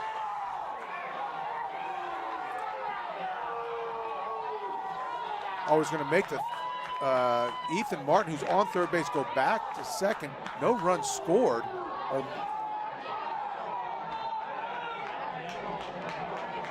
Wow, that's a tough call against the War Eagles there, because I thought that throw was up the line a little bit, and the first baseman had to reach over to it. All the runners have to go back, so the runners will be at first and second and one out on a really well-executed bunt. You see that, Coach? When he bunts it to the opposite side of the lefty pitcher, he has to spin and he has to pick up the first baseman, and I think that was what happened there. Didn't quite picking up. I think the sun was a factor on that play at first base, too. We haven't had this. The sun kind of looks like it's hitting right in his eye. I was mentioning that earlier, where it's tough for batters right now because the pitcher's in the sun and the batter's box is in the shade, and pretty soon it's going to be just the opposite, as the canopy will be overcasting the pitcher's mound. This is the number 16 here, Quentin Edwards. He's the one that hit the home run the other night. It was a shot to left center. No doubter when he came off the bat. Yeah, heck of a player. Good sized kid. I wonder if he plays football. I talked to Coach Walker actually this morning, and he doesn't. It's good to keep him in baseball. Yeah, keep him in baseball. That's all right. But we're excited about the football program, and I mean, it was just such a fun year last year, and you know, and one play away from beating Bentonville, you know, and but it's just some really quality wins against West, against Harbor, and you know, just the first time to beat Bentonville West actually was last year. It was 0-6 up to that game. That's right. So, you know, we accomplished a few things that, you know, obviously we want to continue to build off of that. It's never easy, but our kids, I believe, understand that. They seem to put in the work, and you know, we really like our kids. Well, the 7A West is never an easy place to win. Whether it's basketball, baseball, football, just such a talented conference. They're always, everybody's always up in the game. Everybody's always ready to compete. Quality, talent, quality, skilled kids at every school you go to. It's just amazing how much talent is up here in Northwest Arkansas. Yeah, a lot of times it just boils down to who can stay healthy and get the breaks at the right time. So, you know, there's a lot of things a lot of variables that play into some of those wins, because a couple of those games could have gone either way, but we were fortunate enough to, you know, we stayed really healthy last year, and we're fortunate enough to win a few of those close games. Well, that's a part of the culture too. A lot of times, maybe in years past, it might not have gone your way, but if you start changing the culture, getting the winning attitude in the program, then those close games, you make one or two plays to help seal the win. Oh yeah, and we're so happy that how we played defense last year as well. We talk about Noah and Nate, these guys hit the left, bases loaded, off the glove of Noah Goodshield. Going to hold the runner at third. Bases stay juiced. The War Eagles have something going on here. Manager just actually a little lucky they called an interference on that first base throw. Goodshield almost had that diving grab. That would have been a nice catch. Still just one out in the inning. Yeah, you're talking about Coach Williams. Dale Williams, the defensive coordinator, came up here from Texas. Right. You knew him from, you guys coached together back in, we did, back in 2001. It's on his staff. It's kind of where we worked together. And we remained close ever since. And we had this opportunity. We got him back to Arkansas. He's a former Razorback. He loves the area, so he wanted to end up here. He's got a son who's a sophomore that should play quarterback for us. We're like that. No doubt. And kind of some of the other staff, you got Coach Nick Brill, and coordinator Temmingham, defense backs. So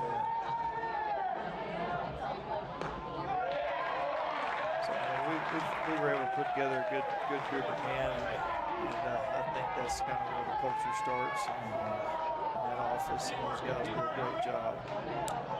Here's your third baseman, Jack Ham. Bases loaded, one out. Big spot for the War Eagles. Down 4-2. And Dillard having a little bit of trouble finding the strike zone right now.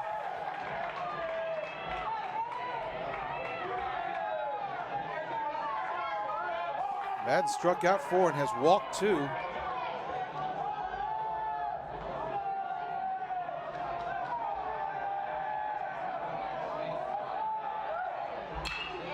High fly ball to center field. Cade Settlements looks like he has it measured. Runners are tagging at second and third. Goes behind the runner.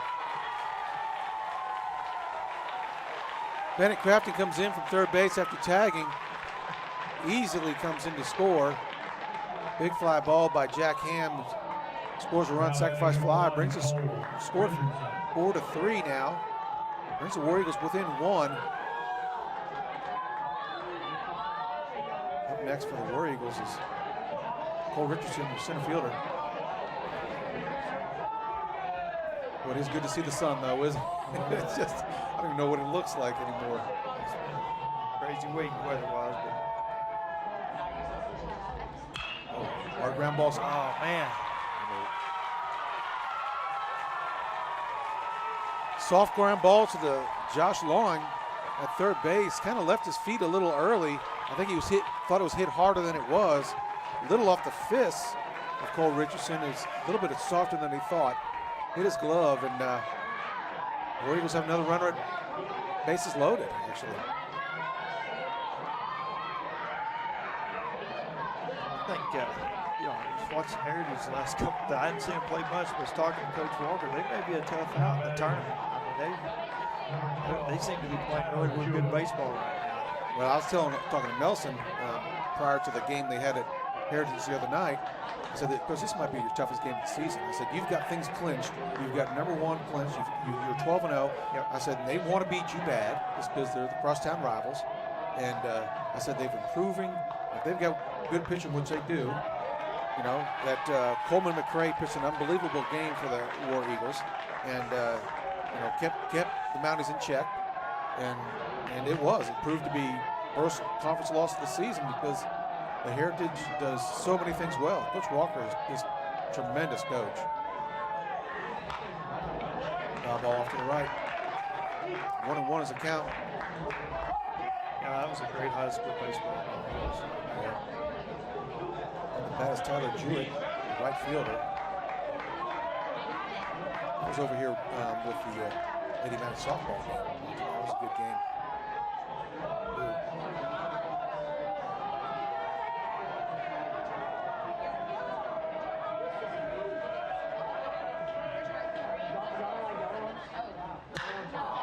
Long fly ball.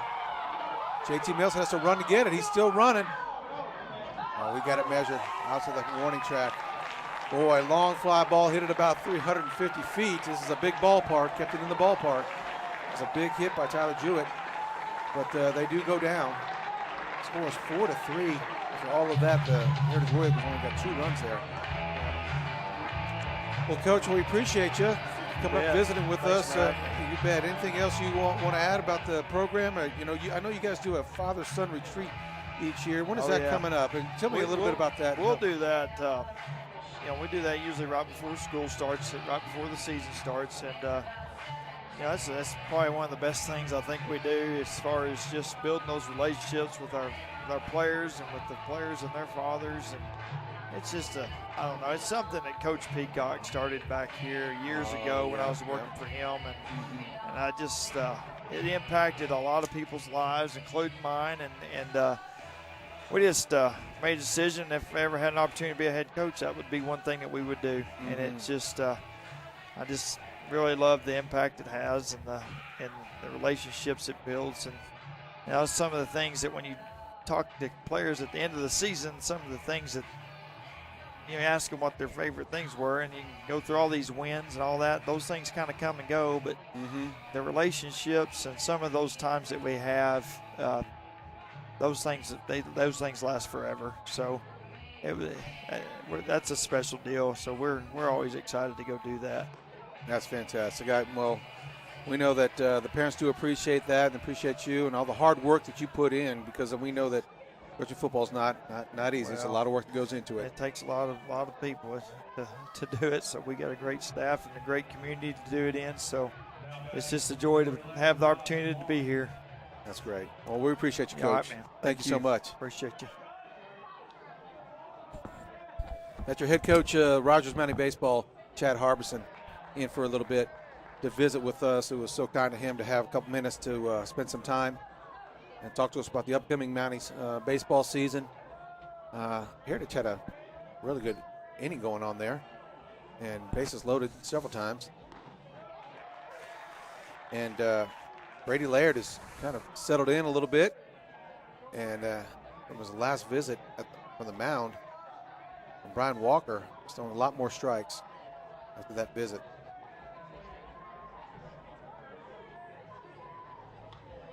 Josh Long is the batter for the Mounties. 1 ball, 2 strikes.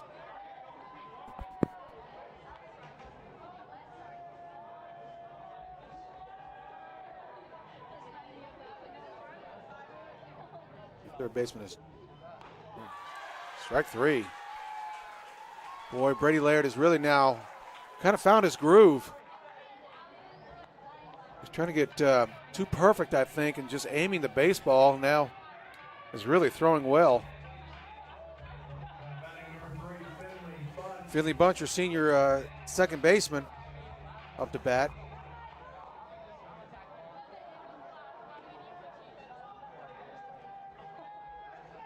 Ran out the pitcher the last time at bat.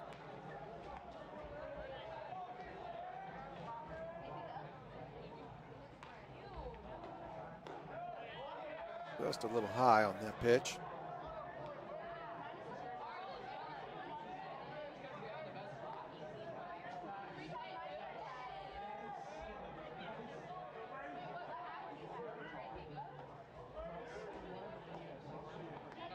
One ball.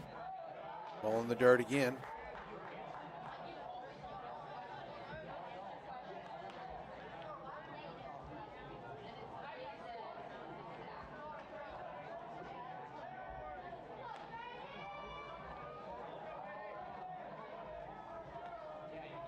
Third baseman Jack Ham way up on the grass, at least 10 feet inside, looking for the bunt. 3 balls, no strikes.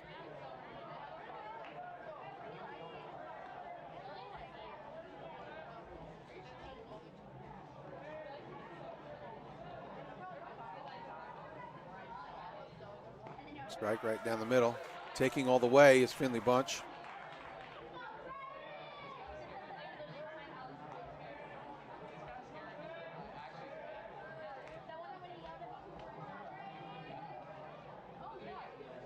Three balls, one strike.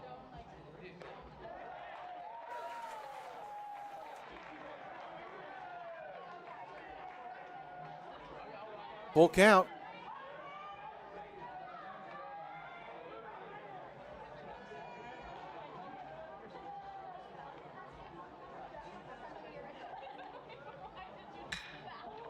Ground ball right back to the pitcher again.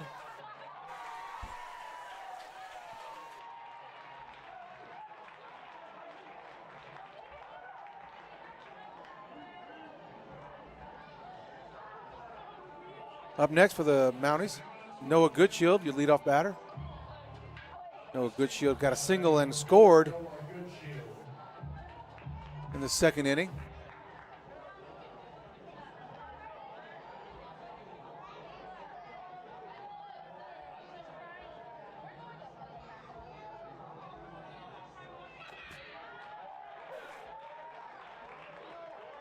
Strike called again, Brady Laird.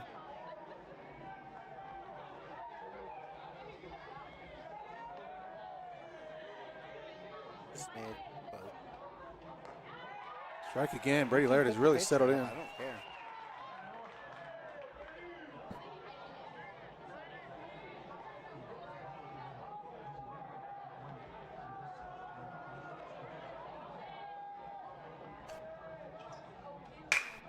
Ball struck up the middle, off the second baseman, goes into left field. No Goodshield chugging on to second base. Makes it, ball hit up the middle hard. Michael Johannesson was there, just couldn't come up with it. Kicked off his knee into left field. Leadoff double, or not a leadoff double, but by your leadoff man. Now batting number 2, Kate Sedleridge up to bat. Flat out to the right fielder last at time.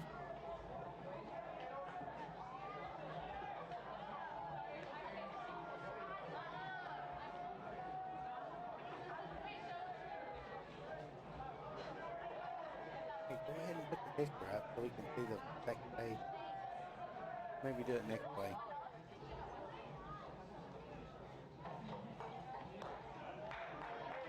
Ball See outside. what I mean with that runner on there? You really want it. Ooh.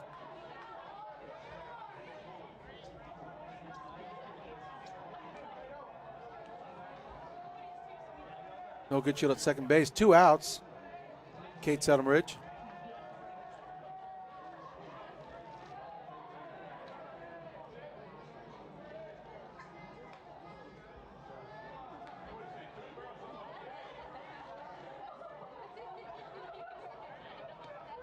I'll show you on the next.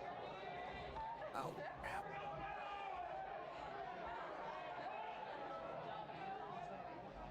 Oh, ground ball to the right side. Yeah. I'll show you on this. Out of play. Foul ball. 1 ball, 1 strike, 2 outs. Niners are leading 4-3. There's been a lot of runners left on base all game long on both teams.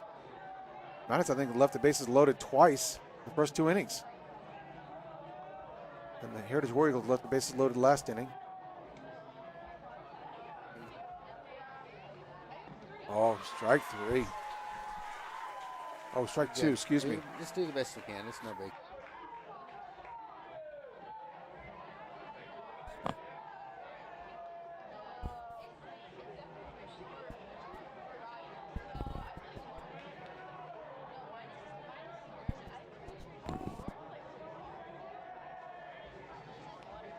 1-2 the count. The Mounties really need a score here. Oh, Chopper off the mound. He's got to hurry because he's got wheels.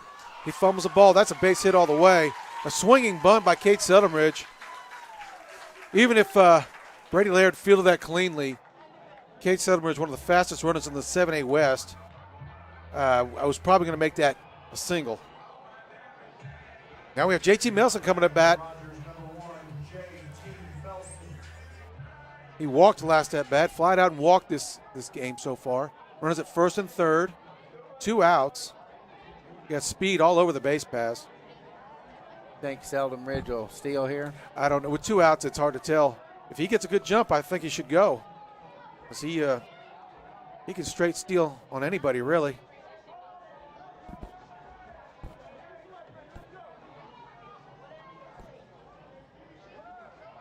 Take the steal. It was a good one to steal on, though. The ball's in the dirt.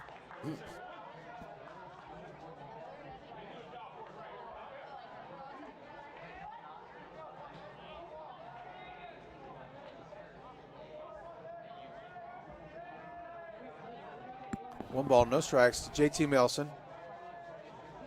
Seldonridge at first. Good shield at third.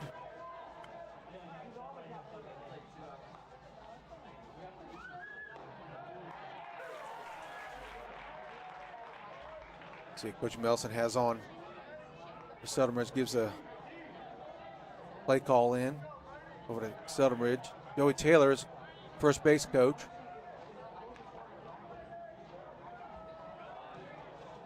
One the count to Melson. Flare to left field. Looks like an easy play for the left fielder, Bennett Kraft, and he does make the play. 2 more runners stranded for the Mounties. They come up empty in the bottom of the third. Score is 4-3. Mounties are ahead by 1.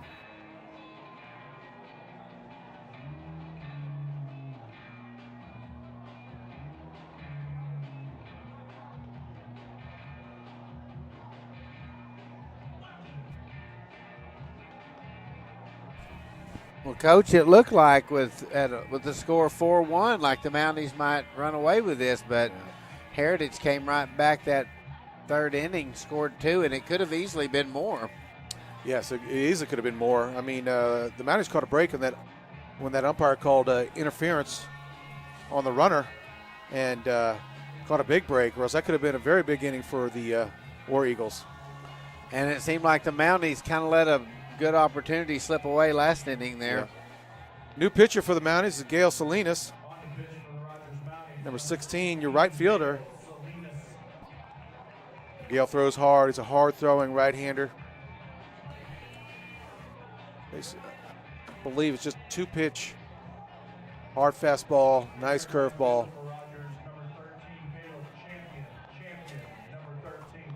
I went for right field. At right field is Salinas coming out of right field to pitch. So the new right fielder is Champion. Caleb Champion, right fielder, sophomore. Caleb Champion. I've seen Caleb play in right field a number of times. He's just a smooth running right fielder.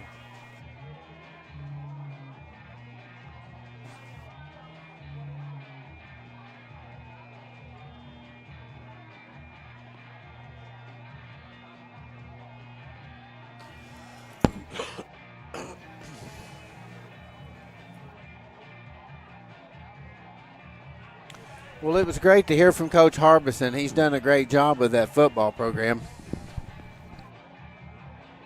Yeah, he's done an incredible job. He's a hard-working guy. I know they're getting in at 5 o'clock, 5:30 this time of the year to do spring installs, to get some work in, to have some meetings before school.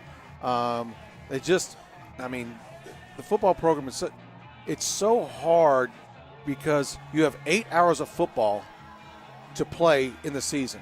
So 8-minute quarters, 4 quarters times 10 games. It's basically 8 hours of football. So you're practicing for 9 months for 8 hours of football. And it's not like baseball. You have 20-something games. Or if you play travel basketball, you might have 40 games or something like that. You might play 5 games in a weekend in travel basketball. I know I've done that myself with my younger sons right now. We'll play, 5 baseball games and 2 basketball games in one weekend. We're playing 7 games in one weekend. Football is different. You have to be patient. You have to wait. You have to. It's a long season.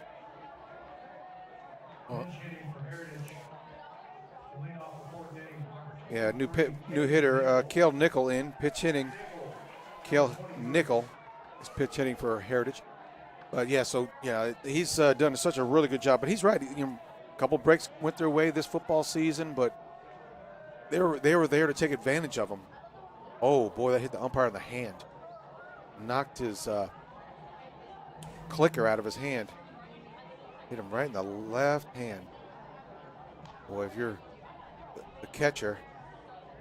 Looks like it may have stung a bit, too. Yeah, that sure did. Hit him straight on the thumb. Yeah.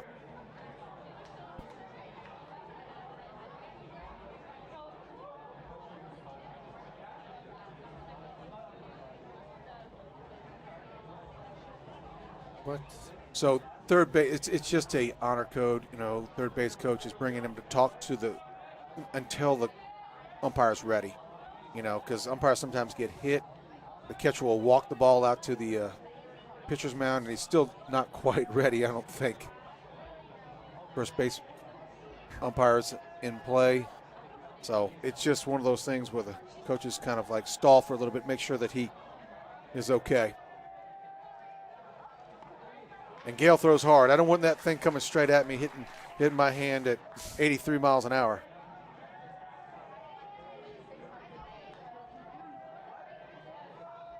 So it's Cade Nickel pinch hitting.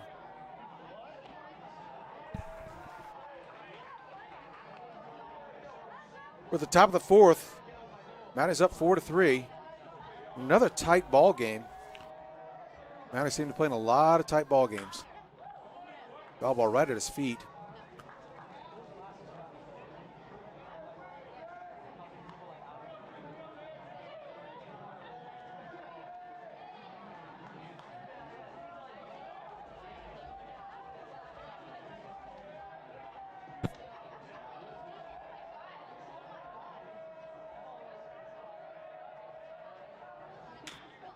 Another foul ball. Looks like Gale has this pitch that cuts into the righties. Puts in on his hands. That's 2 foul balls straight at the feet of Cade Nickel.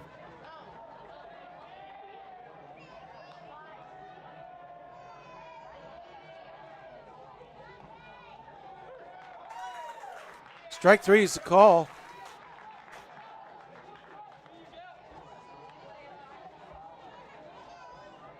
Well, Coach Melson seemed to have made a good call switching pitchers at this time. Yeah, we talked before the game. He and I talked before the game. He knew he was going to Gale Salinas at some point. He just want to see Madden get out of that jam, I think, last inning. He did a good job getting out of it. Yeah, ground ball, right side. Finley Bunch under it, throws to first base,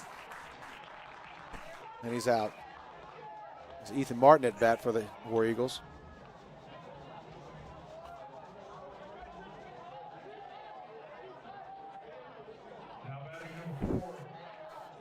I want to take a second to give a shout out to Randall Kirkland for doing a great job today on the running the switcher. Yeah, Randall, thank you for coming up and helping us out tonight. Doing a really good job.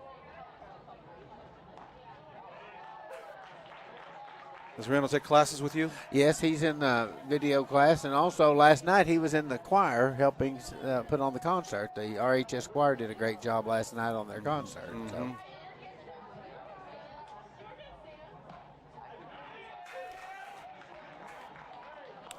Yes, Salinas is filling up the zone right now. You were always talking, Coach, about how when you start off 0-2, it just changes it makes it really hard on that batter, especially with 2 outs.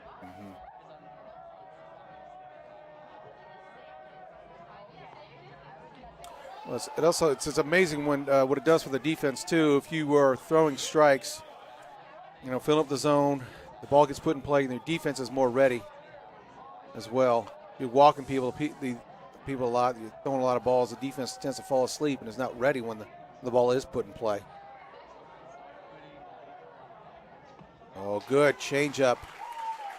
Well, the Mounties really had a great inning here after giving up 2 last inning. Yeah, Gale really did a good job of filling up that zone.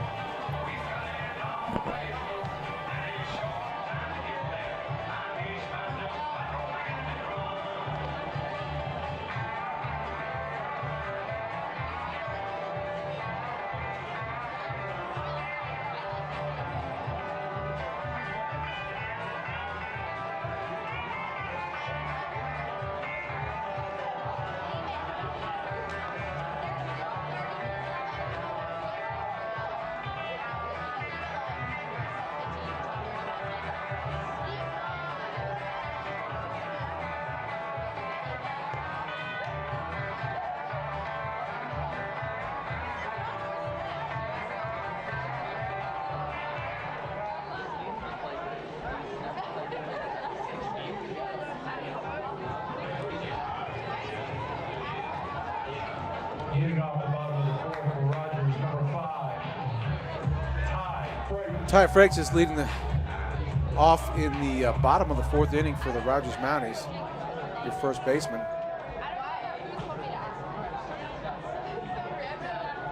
Wide out to the right fielder last at bat. Oh, hit high in the outfield. Center fielder running really hard. Cole Richardson coming all the way from center field, cut off the right fielder, Tyler Jewett.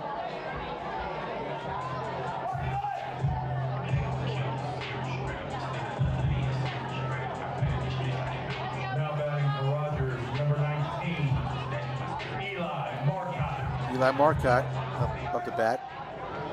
Now for the Mounties.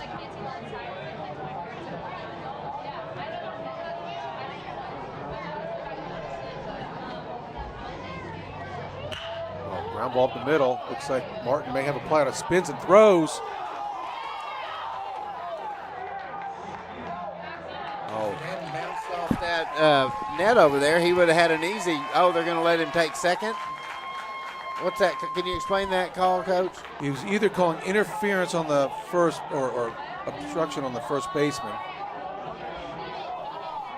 or went out of play and got the second base automatically. It's hard to see from here. It looked like maybe it bounced off the Well, it did bounce off side. the netting. I think as Eli took a turn to second base, he ran into the first baseman. And they may have called obstruction.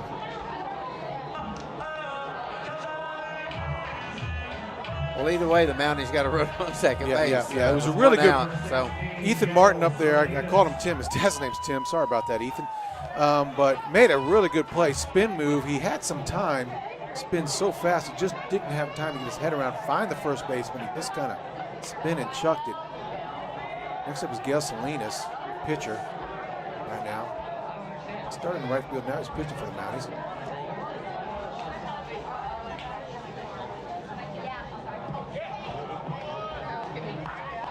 In the dirt, ball one.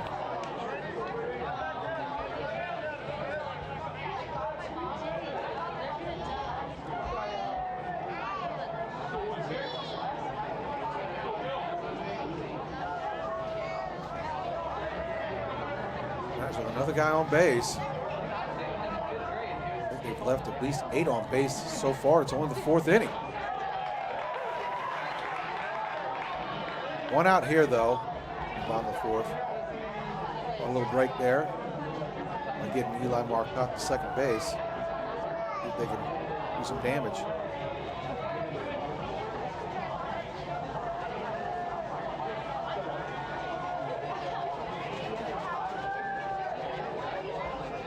One is a pitch. Count. There's a pitch.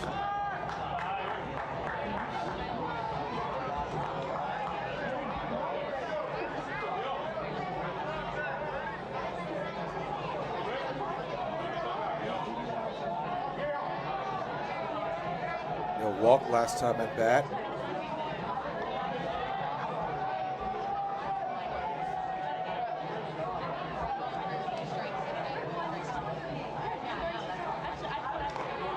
Salinas is very patient. He's not shy to just watch him go by. No, he does have 3 RBIs though. Nice.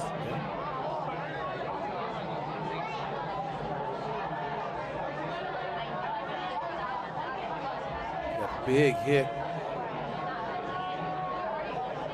in the first inning. Walk for an RBI. Runners going, ball in the dirt. Eli Marcotte safe at third. Yeah, Salinas had a base hit for 2-run base hit in the first inning for 2 RBIs, and then he got walked in the second for another RBI. Looks like they're going to have a pinch runner. That steal was a good break for the Mounties there. It looked like a better throw. Might have gotten him out. Yeah. And number 9, Keller Christenberry is pinch running for Gail Salinas, a pitcher. And up to bat right now is number 15, Cooper Addison, designated hitter.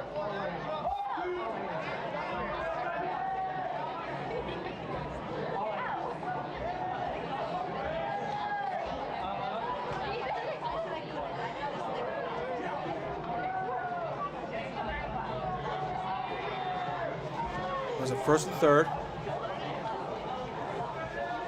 Pinch runners. Keller Christenberry. Foul straight back.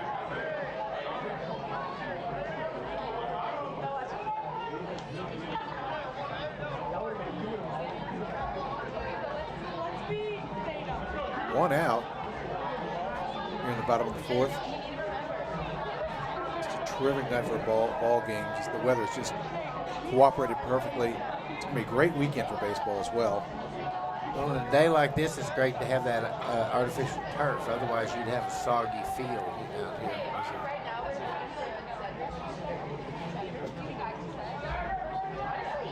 They're showing bunt here. Pitcher Brady Laird.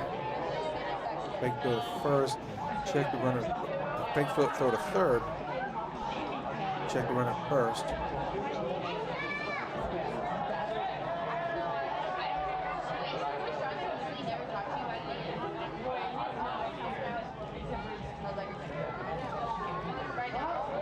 Trying to get their signals right is Heritage. And Cooper didn't like how long they were taking and decided to call timeout.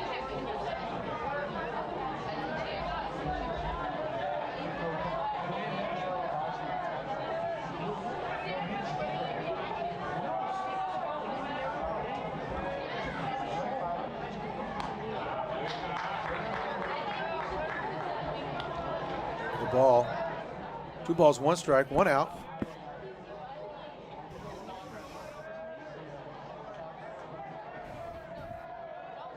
He would ground it out to the first baseman last at bat. Also has a walk.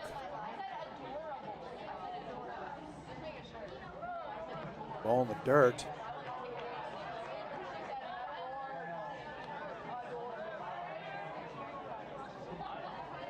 Cougars 0 for 1 on the day.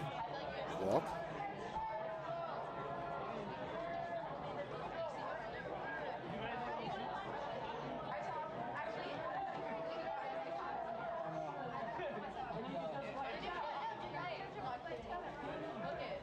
And 274 in the season. Cooper Addison. Oh, smokes it down the right field line and foul. Boy, he jumped on that. Looked like a changeup or a curveball, but he was ready for it. Like he knew it was coming.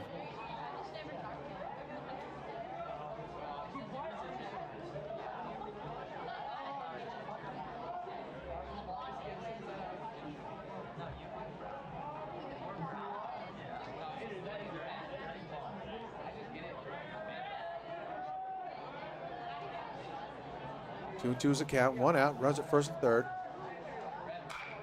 Ground ball again, out of play.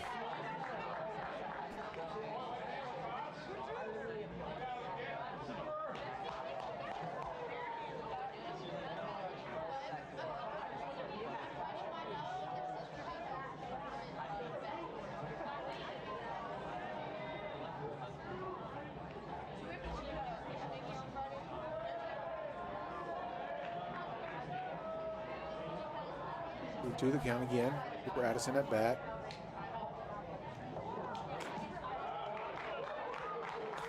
Ball 3. 3 and 2. The second year this ballpark has been open.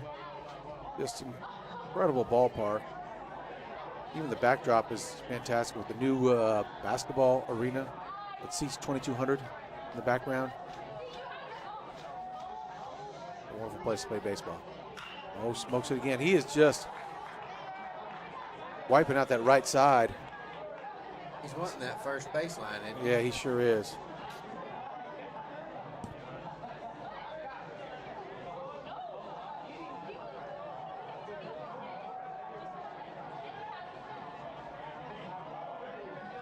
Brady Laird still the pitcher here for the War Eagles.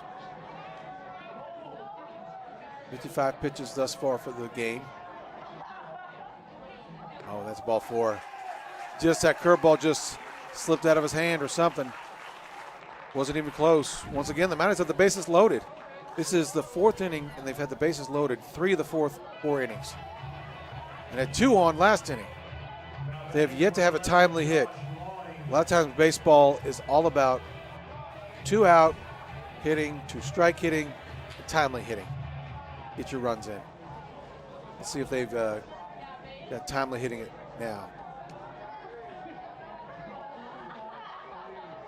Josh walked last time at bat.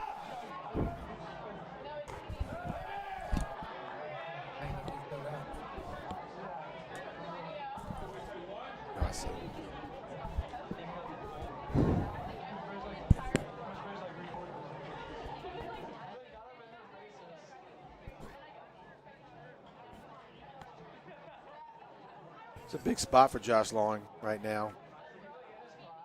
Chance to really break this thing open. Base hit would score 2. Got some speed at on second base with Keller Christenberry.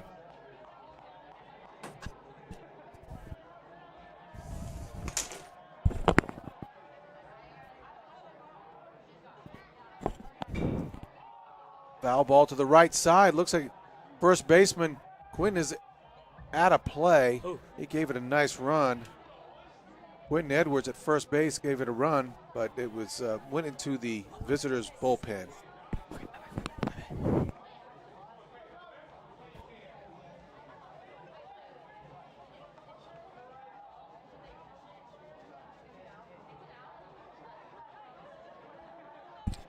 One to count.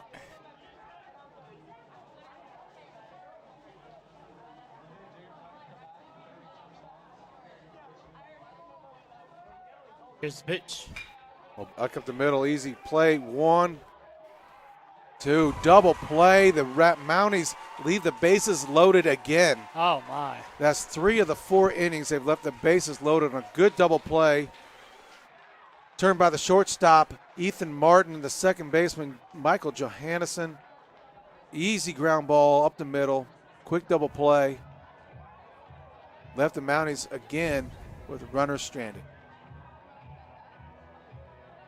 It's about 11 left on base for the Mounties, and it's only in the 4th inning.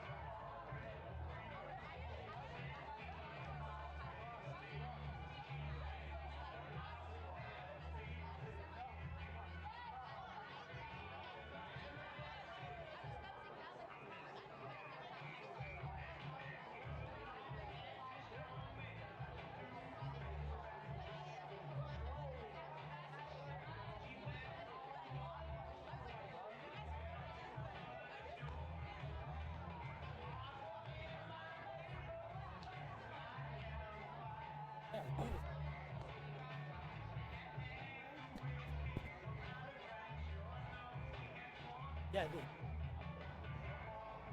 Yeah, I just wanted to ask.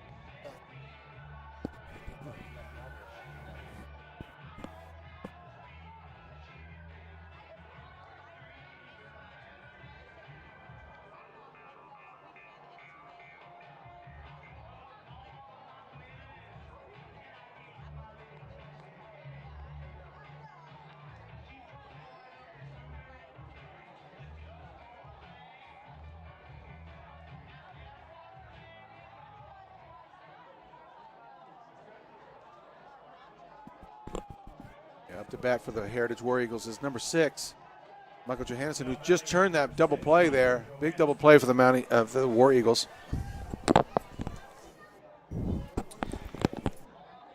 Gilson is back on the mound for the Mounties. Here's the pitch. Foul ball back to the net.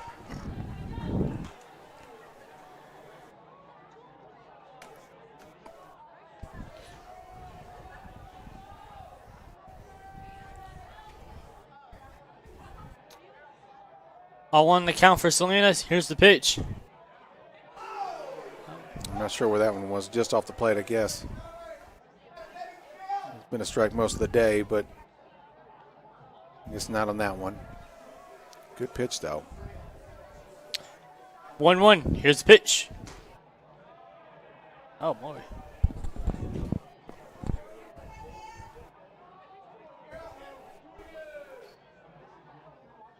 He was a hard thrower. Be curious about how hard he is throwing. Here's the pitch. Ball straight up, and it's actually that's a center field. Pretty big fly ball in the air a long time. Under it's Kate Seldenridge. Easy catch. That ball was hit pretty well by Johansson. Here's your big hitter, Quentin Edwards, who hit that home run in the game the other night.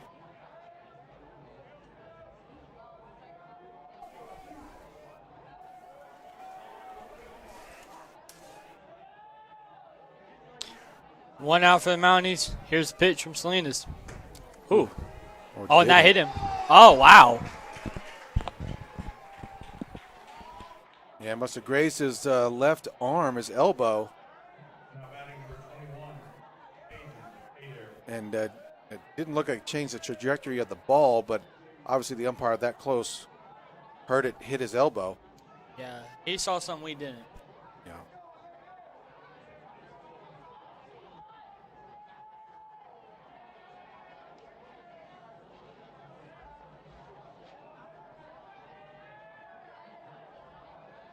One out, runner at first. Just off the plate again. Well, the bat is Aiden Adair, the catcher, doing a really good job behind the plate for Heritage. Imagine Heritage is going to pump out a bunch of really good catchers. Here's the pitch. Oh, straight back off of Gale's leg.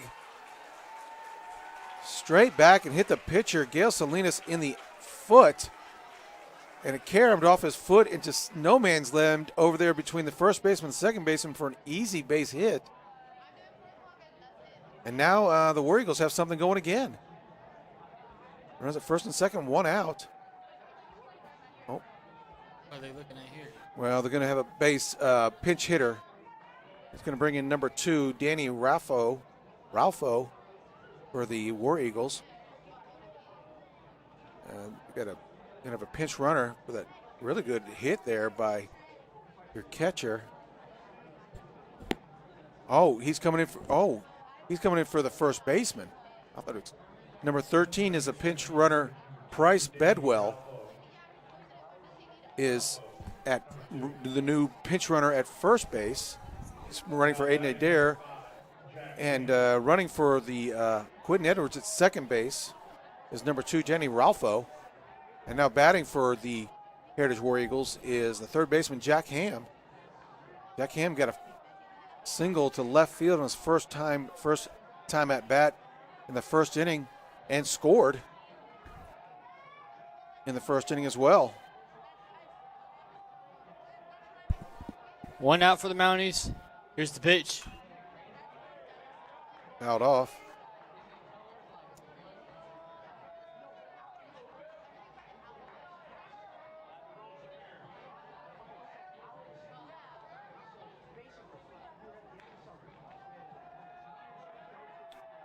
All on the count for Salinas.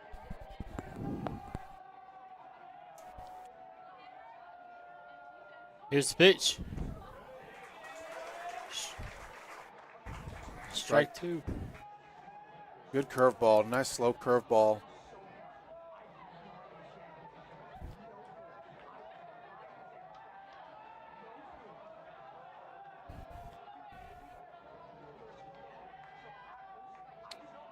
0-2.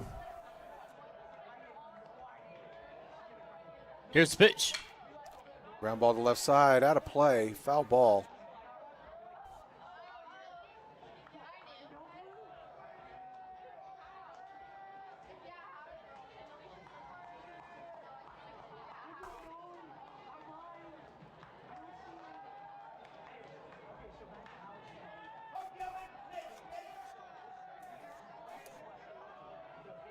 Still 2 strikes.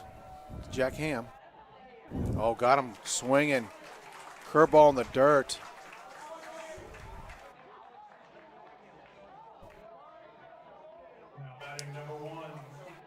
And now batting is the center fielder, Cole Richard, who made a nice play out in center field last inning. Boy, Salinas really pitched Jack Ham well that inning. Changing speeds, moving it around. 0-2, throwing something in the dirt that maybe he couldn't handle, and obviously he didn't. 2 outs for Salinas. Here's the pitch. In foul territory, let's see if Ty Frakes has room. He does not. It's on the roof, out of play.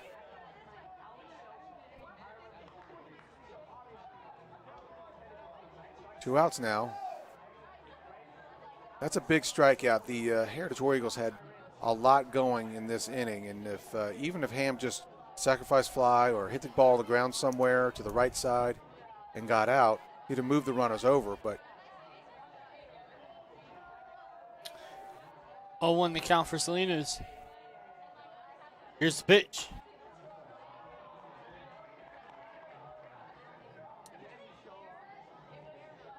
Called for ball 1.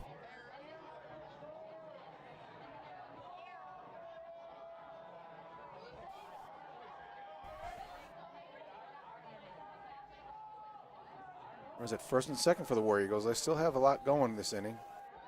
Here's the pitch. Swung on and missed.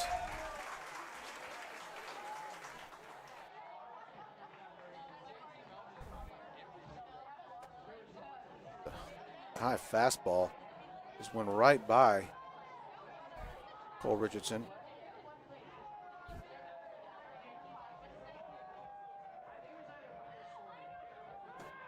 Got him leaning. Great look by Gale Salinas to throw over to Jocelyn to get that out. Danny Ralph was caught in a run down there. On the move. He's running on the pitch, and Gale with a really good move. Inside leg move. Got him.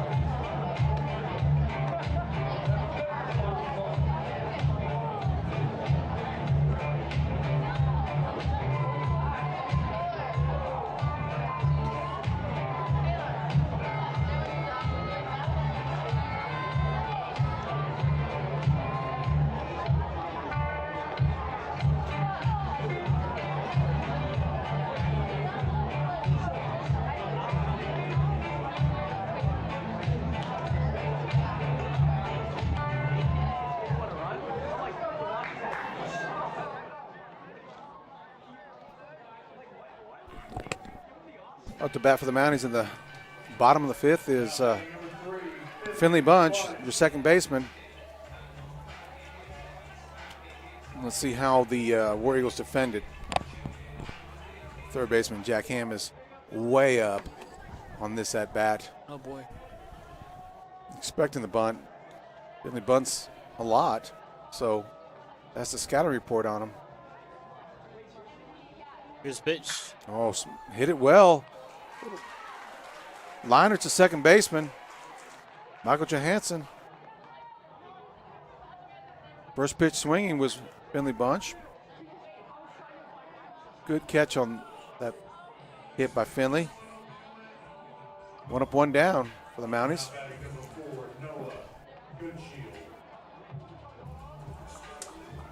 Mounties up 4-3, bottom of the fifth. Good Shield is your batter. 1 out, here's the pitch.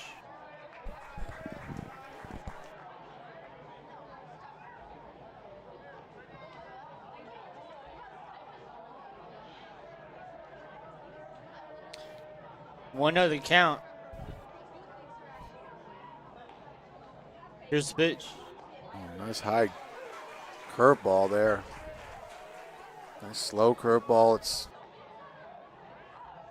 so slow it's hard to pick it up. Once again, the pitcher's in the sun and the batter's in the shade. It might be hard to pick up that ball right now. Here's the pitch. Oh, curveball again, fouled off to the right side. That'll be out of play.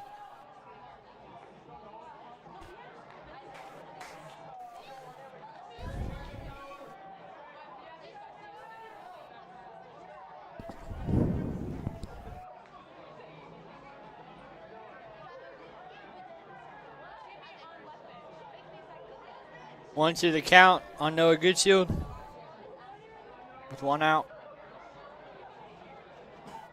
Here's the pitch.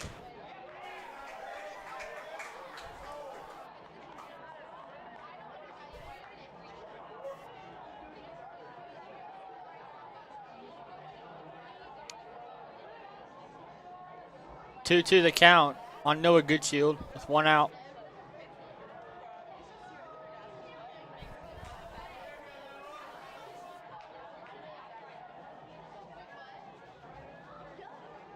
Here's the pitch. Oh, inside fastball, jammed him. Flare out to right field. Second baseman Johansson out there. Kind of a no man's land. Had a long way to run, but made a good play. I like how he turned his shoulders and ran. Got to the spot, did all his hard running early.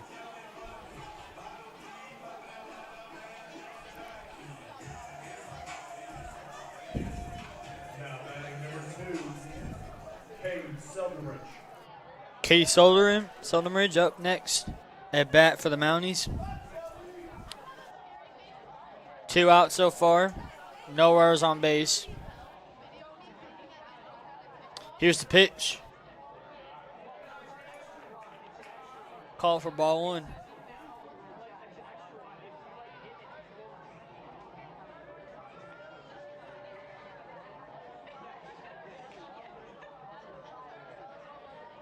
One of the count. Here's the pitch. Ball 2 called.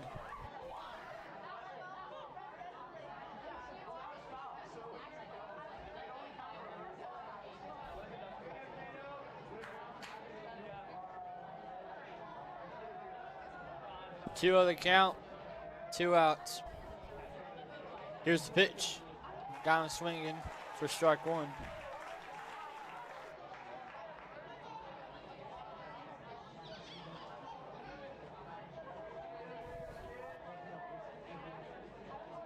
Katie was trying to put that thing in one of the gaps on that pitch. He had a 2-out, hit 2-0, and he knew it was a batter's advantage on that one. 3-1. Imagine he's hitting all the way here. Takes a look at Nelson. I think Nelson just said hit away. 3-1. Make something happen.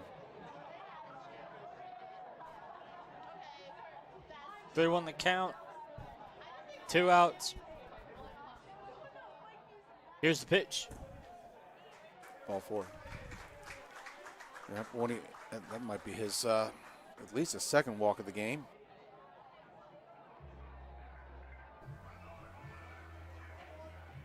I take that back. It's his first walk of the game. He is 2 for 3 on the day, though. Kate Southernridge was. JT Melson, he does have a walk. He's 0 for 2 with 1 walk so far today. Hit the ball hard. It just has been caught.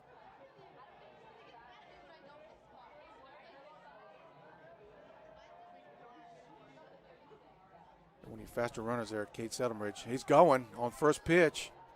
Steals it again. That's his second or third stolen base. That'll be his third stolen base on the day. Yeah, he's stolen a fastball. I mean, he's just straight steal. Now JT is ahead on the count 1-0.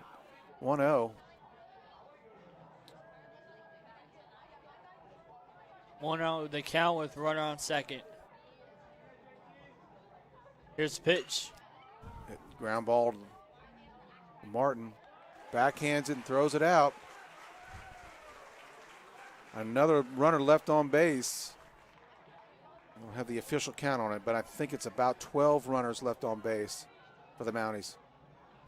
As we head into the top of the 6th inning, the Mounties are up 4-3.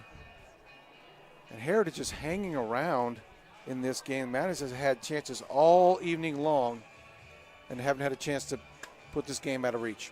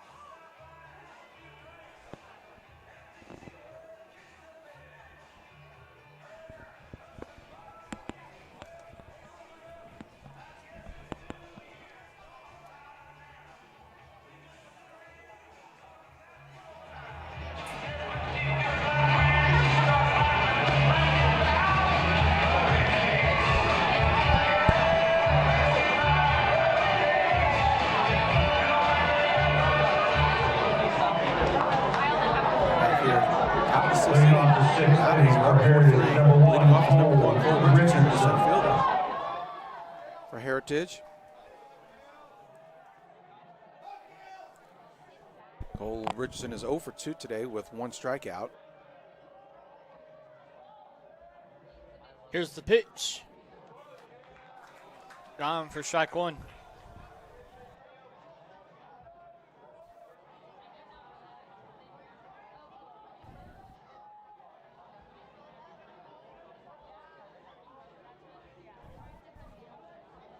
Here's the pitch. Back of the net. 0-2 is the count.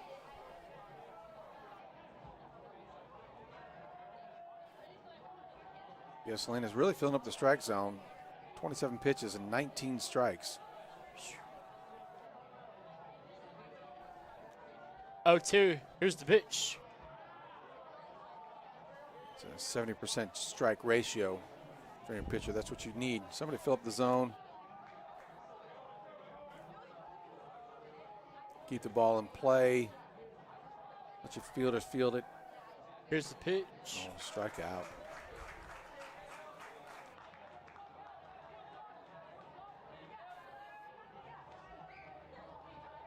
Now batting number 12, Tyler Jewett. Tyler Jewett, your right fielder. Up for Heritage.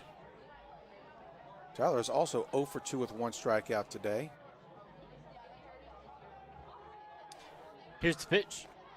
Ooh, Oh, boy. inside curveball. Kind of a backdoor curveball.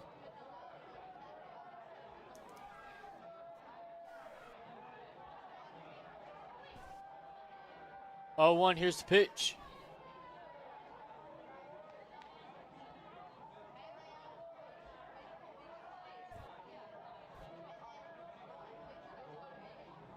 One the count with 1 out. Here's the pitch. That's called for a ball.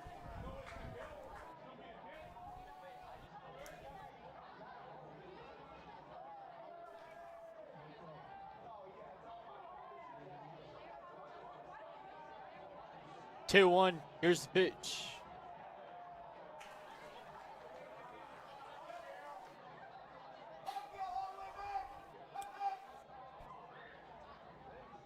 Three ones the count right now.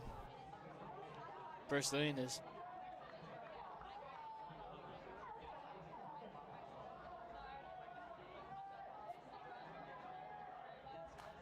Foul straight back. Full count. Your right fielder, Tyler Jewett.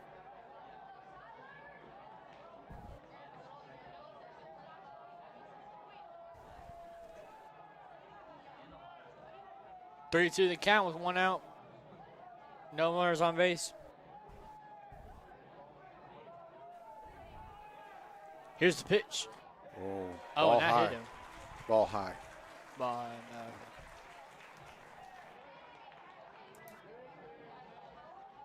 Now batting number 23, Cade Nickel.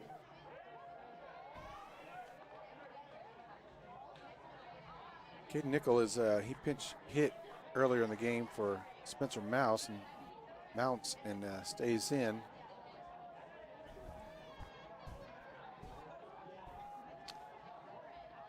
Runner on first, 1 out. Here's the pitch. Gone for strike 1. He struck out his first at bat.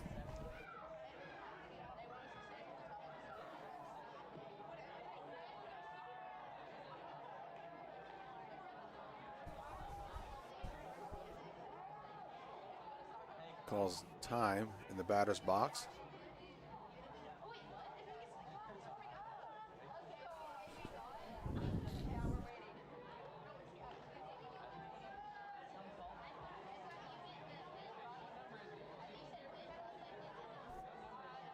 Oh, 1 the count. Runner on first. Here's the pitch. Oh, he caught a piece of the umpire again. Here earlier in the game, fastball hit the umpire on the left hand, and it took a few minutes to get his feeling back in his left hand. That one I think caught his forearm, his right forearm or something. Oh. 0-2's a count. Run at first base. Tyler Jewett at first.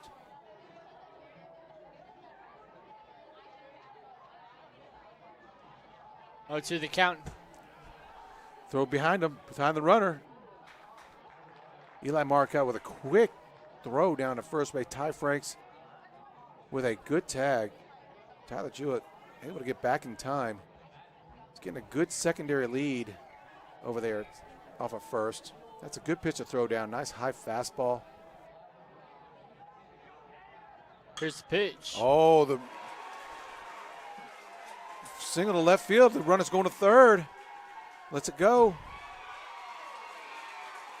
Nice piece of hit and running there.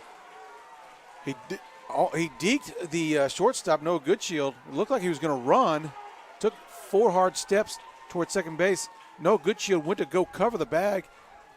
And the batter, Cade Nickel, hit the ball right at the vacated spot of Noah Goodshield. And runners on the corners here for Heritage, and once again they have something going. They're going to get a pinch runner in for Cade Nickel, bring him out. They're going to bring in number 9, Spencer Mounts, back in the game. Mounts. Pinch running for Heritage at first base, number 9, Spencer Mounts. He's the one that Cade Nickel came in to pinch hit for. Yeah, number 3, Ethan Martin up to bat. I've seen Ethan Martin play since he was 7 years old. My son's played against him. Really, he's been a terrific ball player since he was 7. Plays shortstop, starting as a sophomore.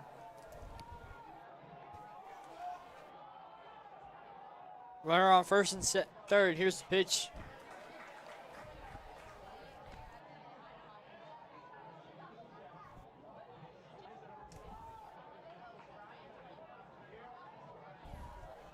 Big spot here for the War Eagles. Just down 1, 4-3.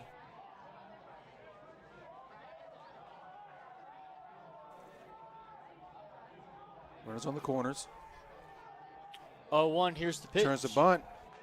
Oh, strike 2. That would have been a good one to bunt. First and third baseman were staying back.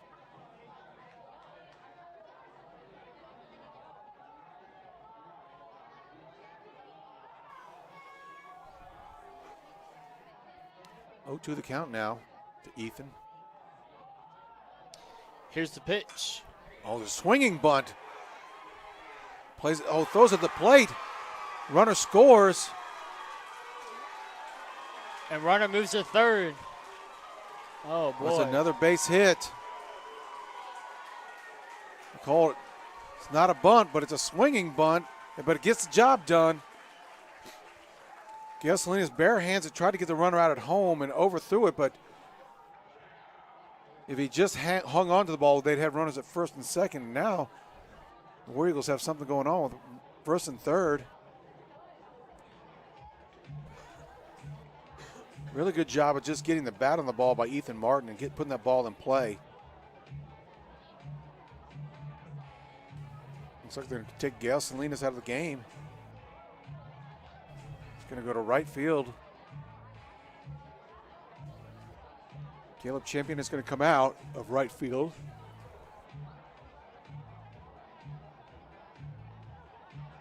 They're going to bring in Braxton Haywood. Braxton Haywood, one of the top pitchers for the Mounties. I will expect to see a lot of action when the playoff time comes along. But there's a chance these Mounties will play Heritage in the state playoffs. I was talking to Melson before the game, and just didn't really want to give Heritage a look at them if they didn't have to. But right now, we're going to have to.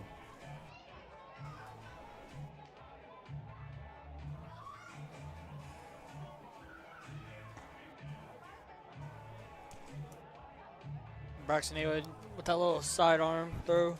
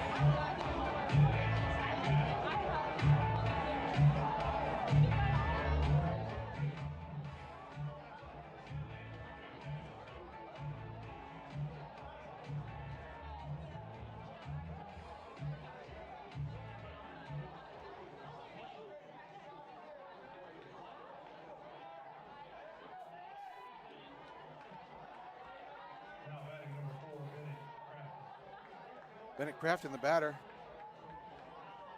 for the War Eagles.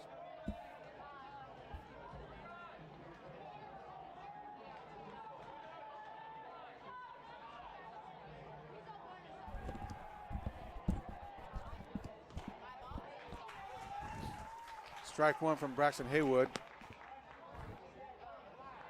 Braxton Haywood had quite the battle against Harbor Wildcats the other night.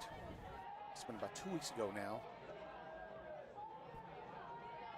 In that game, the Mounties won 2-1. Oh, here's a bunt. Terrific bunt. Runners going. Tagged out at home. The bunt was just not out there far enough. Third, Mounts. Spencer Mounts just did not read that very well. The bunt was just in front of home plate, and Eli Marcotte, quick as a cat, goes out there, grabs a ball, and easy tag out at home. That's a tough break for the War Eagles. Just see Ryan Walker at third base just not believing it. Hit, rubbing his face and head. Another good pitch. So 1 pitch, 1 out, another strike.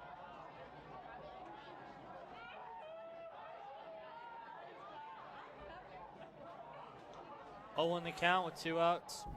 Runners on first and second. Here's the pitch. Down for a strike.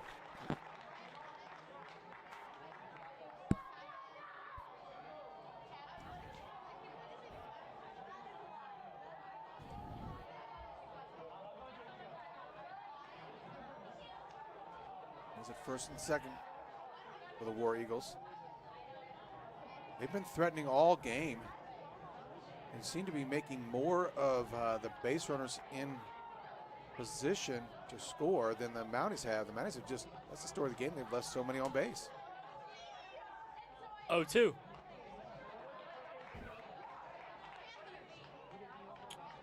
Ball for a ball 1.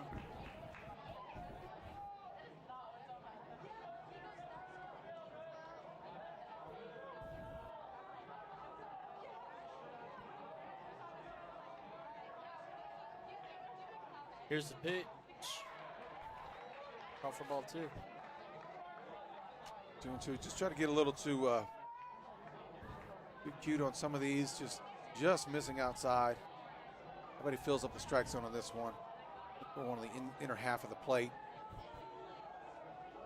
He's hoping probably to jam the batter. Here's the pitch. Oh, foul tip. Michael Johansson, the second baseman here for the War Eagles, having a really good game defensively. Now he's 0 for 3 today. But with 1 strikeout, he's had a heck of a game defensively. Don't always have to affect the game at the plate. 2-2 the count. 2 outs, 2 runners on first and second. Here's the pitch. Oh, got him swinging.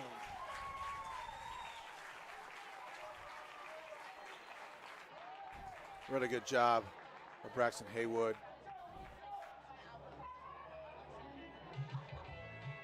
Come in, shut down that threat. Got a little lucky with the Mounties did with that bunt. Spencer Mouse running on that.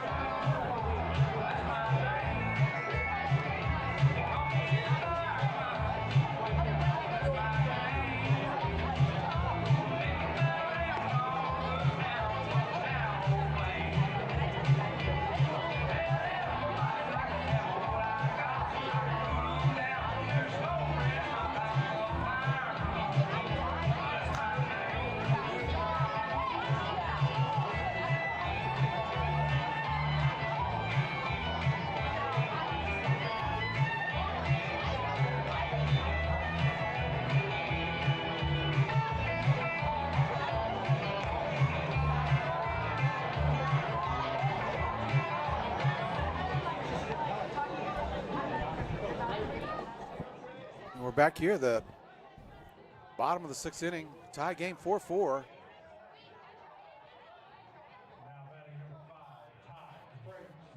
And batting starting the bottom of the 6th inning is Ty Frakes. First baseman Ty Frakes. Here's the pitch. Driving for a strike one.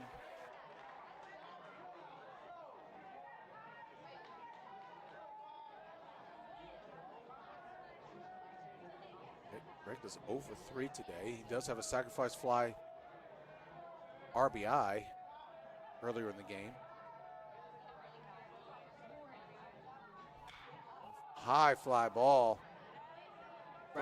First baseman calling for it and does take it. Major league fly ball.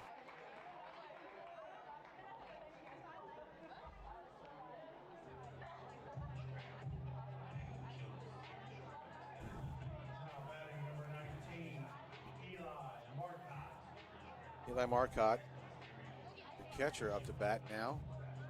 A terrific play in that last inning. That's about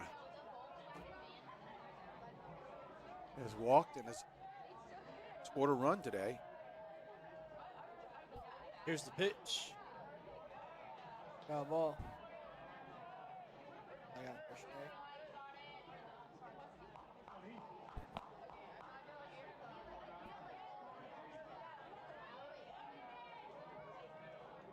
Brady Laird still on the mound for the War Eagles. He's gone 4 complete innings, 5 walks and 1 strikeout. He's really settled in. 0-1, here's the pitch. Nicely.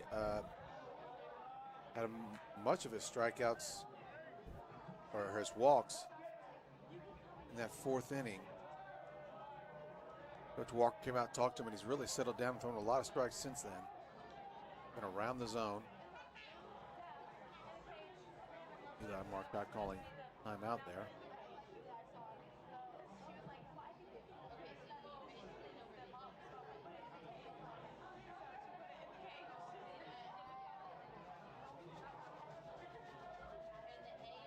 One, here's the pitch. Hard ground ball. Nice play by Ethan Martin at shortstop. Just a really fundamentally sound play over there.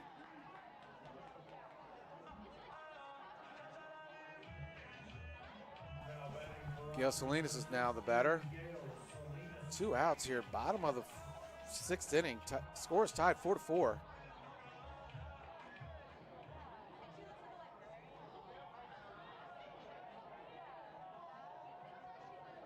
Not has done much of their damage today, and some getting runners on with 2 outs.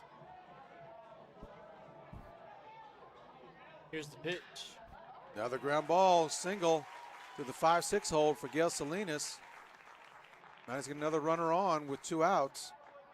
What they've been doing all day. See if they can capitalize on this. Looks like Coach Melson is going to do maybe a pinch runner for Gail Salinas.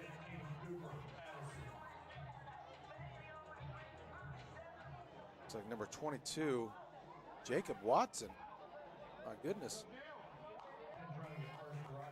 It's good to see Jacob. My sons have played with Jacob since he was 7 as well.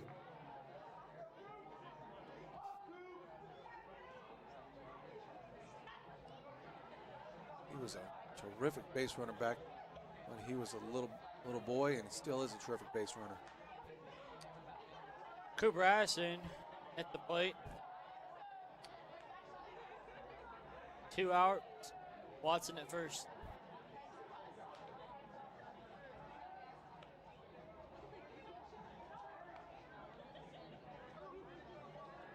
Cooper Addison is 0 for 1 with 2 walks on the day. And several very hard foul ball hits. Here's the pitch. Big sweeping curveball for a strike.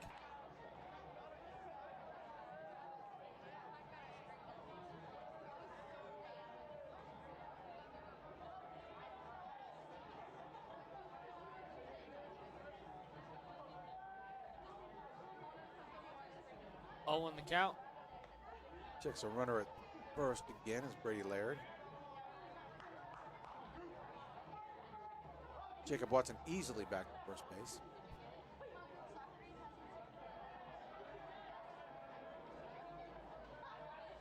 Oh, 1, 2 outs. Here's the pitch. A curveball. That one's a little low. Really good curveball. Just Cooper was able to lay off of that. Must have picked it up. A little easier to see the ball right now, I think, even though it's dusk. The lights have been on for a little while now, and still dominant sun, so the lights have not taken over daylight yet. Here's the pitch. A little high.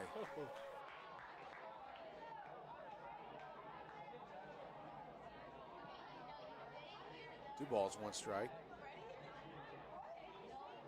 To Cooper. Jacob Watson, sophomore. At first base, on first base right now. Pitch running. Miguel Salinas. Here's the pitch. Oh, it's roped to right field. Oh, they hold him up at second base. The ball was hit so hard, the right fielder, Tyler Jewett, was on it so quickly. This turf, that ball gets out there so fast that held up Jacob Watson at second base.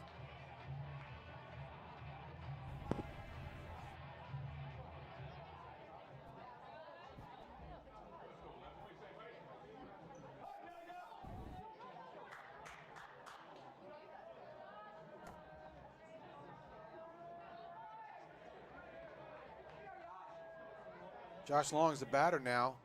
Once again, the Mounties have something going with 2 outs. It's been like this most of the day. 2 runners on.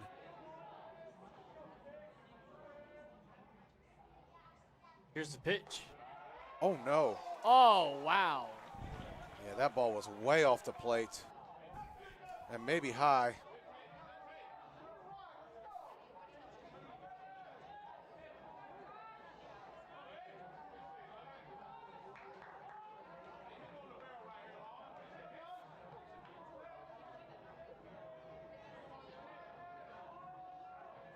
On the count.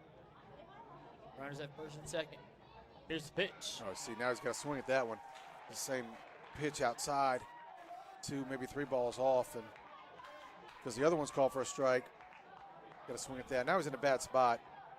Doesn't know what the umpire's going to call. 2 strikes, no balls. Pitcher's advantage. Nelson may have something. May just start to run the bat. Run the runners, get them running just to make something happen here. 0-2, here's the pitch. Well off the plate. Oh, boy. I'll throw it there too if I was Brady Laird. That's really the first, I think, missed call by the home plate umpire. He's called a really consistent game, doing a really good job behind the plate, this umpire. It might be the only call that we've seen that's really questionable. Other than that, it's been a really clean game. 1-2. 2 outs.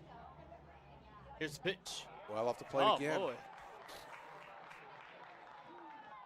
2-2 is the count.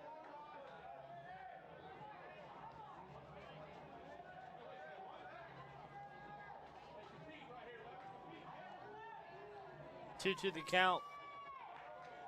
Runners on first and second with 2 outs.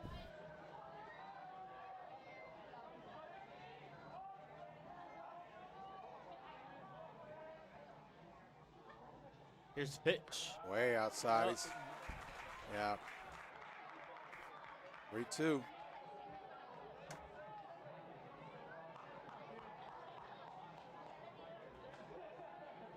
Well, the runners will be moving on this one. Oh, 3-2, 2. This is the 3rd inning this has happened like this. 3-2, 2 out. Runners on base. They'll be moving. See if Josh can get a hit. Get Jacob Watson to score from second base. Jacob Watson, lots of speed at second. 3-2. Here's the pitch. Single Right up the down middle. the middle. And Jacob Watson is going to round third. He sends him. Coach Milson sends him home.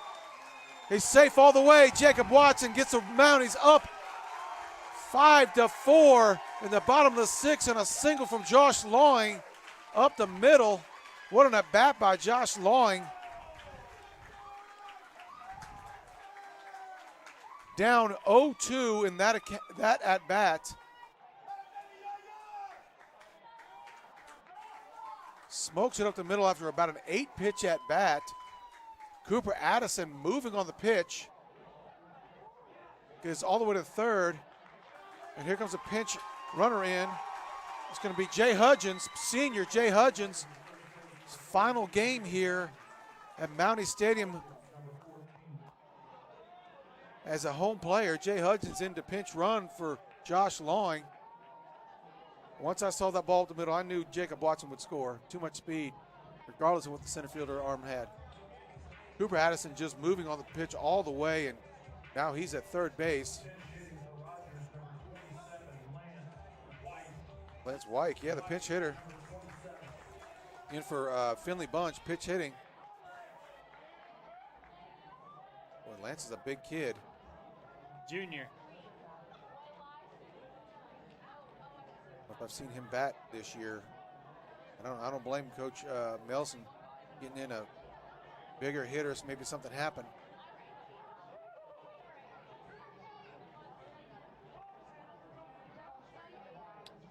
Here's the pitch.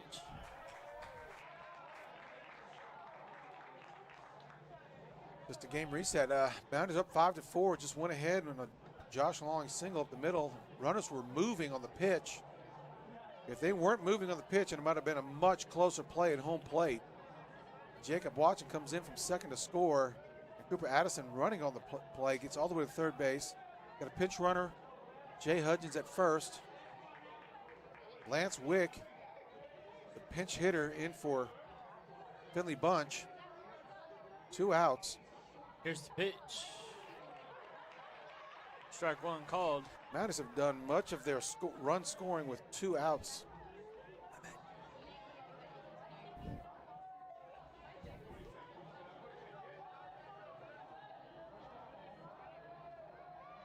1-1 to count.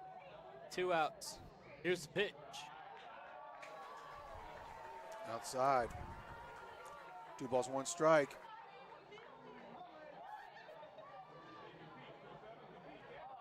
Good hitters count here.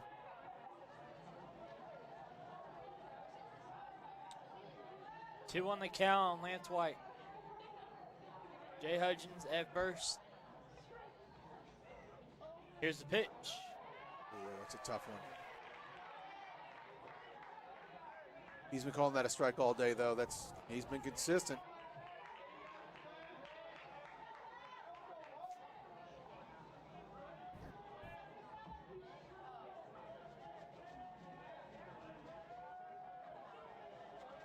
Two balls, 2 strikes, 2 outs. Here's the pitch. Oh, smoked. Oh, boy. That's at the left That's gotta center field. drop, Center drop. fielder's got a bead on it, though. Cole Richardson, center fielder, with a really good jump. I thought that ball might be in the gap. It wasn't hit quite well enough. He circled under it and made a great catch. But Mounties do get a run. Go ahead.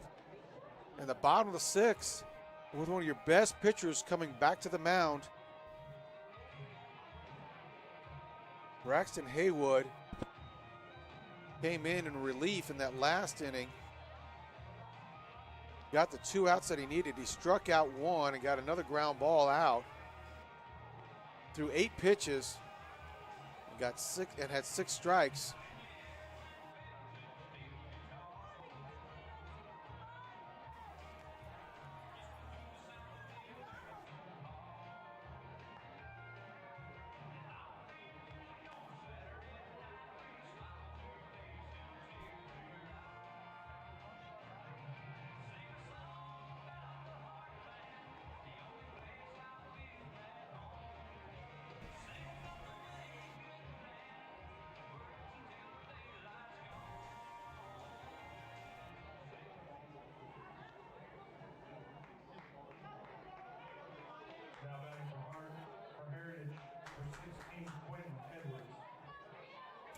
Quentin Edwards, who can tie this game up with one swing of the bat.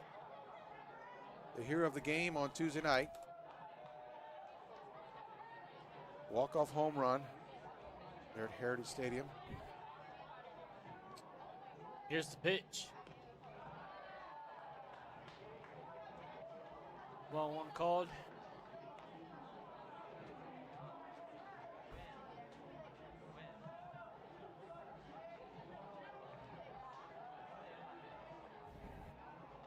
Here's the pitch.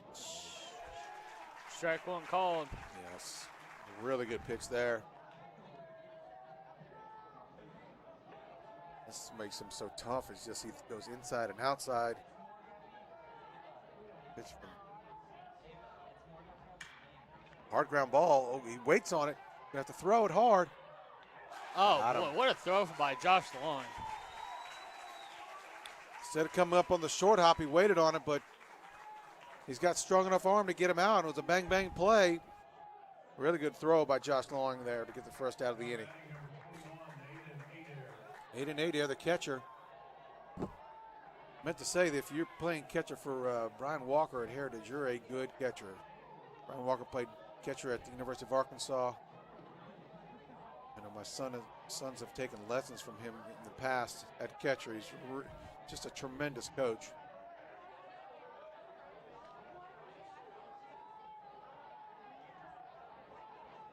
Here's the pitch. Gone for strike one.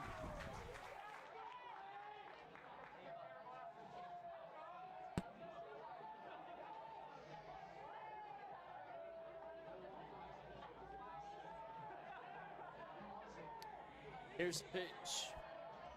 Notice that Braxton Haywood pitches from that side of the rubber, the far side. He's such a sidearm pitcher. He's got to pitch from over there or else he might, come too far inside on those right-handed batters. Here's That's a the good pitch. pitch. Oh, no, Goodshield, no way. Oh, man. Noah Goodshield. That ball went directly over the bag at second base. Boy, he tracked it really well. Came up throwing short hop to first baseman Ty Frakes. And he doesn't quite get it. Looks like they're going to come in with a pinch runner. 23. No, that's not 23. I can't quite see it, his number right now. Jack Ham is the batter, though, for Heritage. Heritage just one out with something going on here at first base. Try to figure out the number is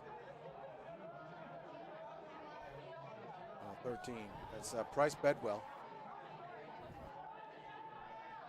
Pitch runner. Here's the pitch.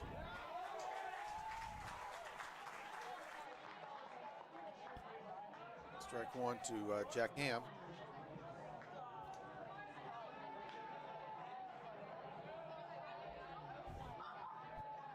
Jack is 1 for 2 today. Here's the pitch. Ground ball. Looks like might be a double play. There's one. Safe at first. Oh, wow. Come on, man. Safe at first. The ball was just not hit hard enough to kind of wait on it there. It might have been one of those plays where Finley charged it and tagged the runner and then went to first.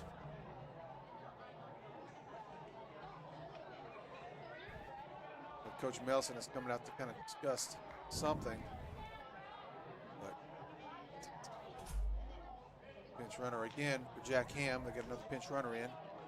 That's going to be number 20, Leighton Hall. Leighton Hall's the pinch runner for Jack Ham. Batting right now is Cole Richardson, your center fielder.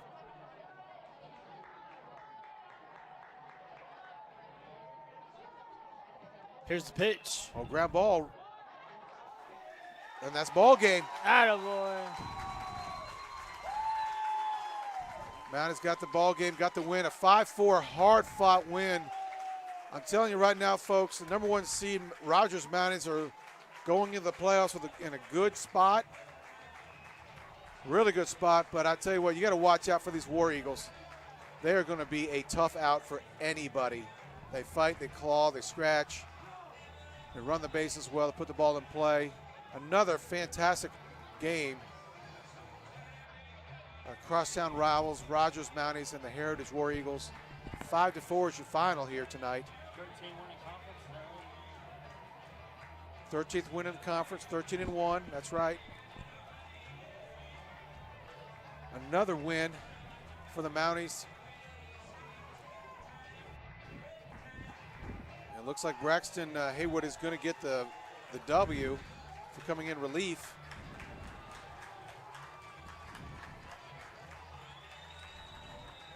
That last inning was pivotal for the Mounties. It's a couple of singles with 2 outs. Got, once again, 2 outs. Get a runner on. Move him over. 3-2 count to Josh Long, and he hits it up the middle while Jacob Watson is running on the plate to help score for the Mounties to come back away with the victory. All right, now we'll do it here from RHS TV. Thank you for watching. I am Coach Dave Regan. Chance Coleman signing out.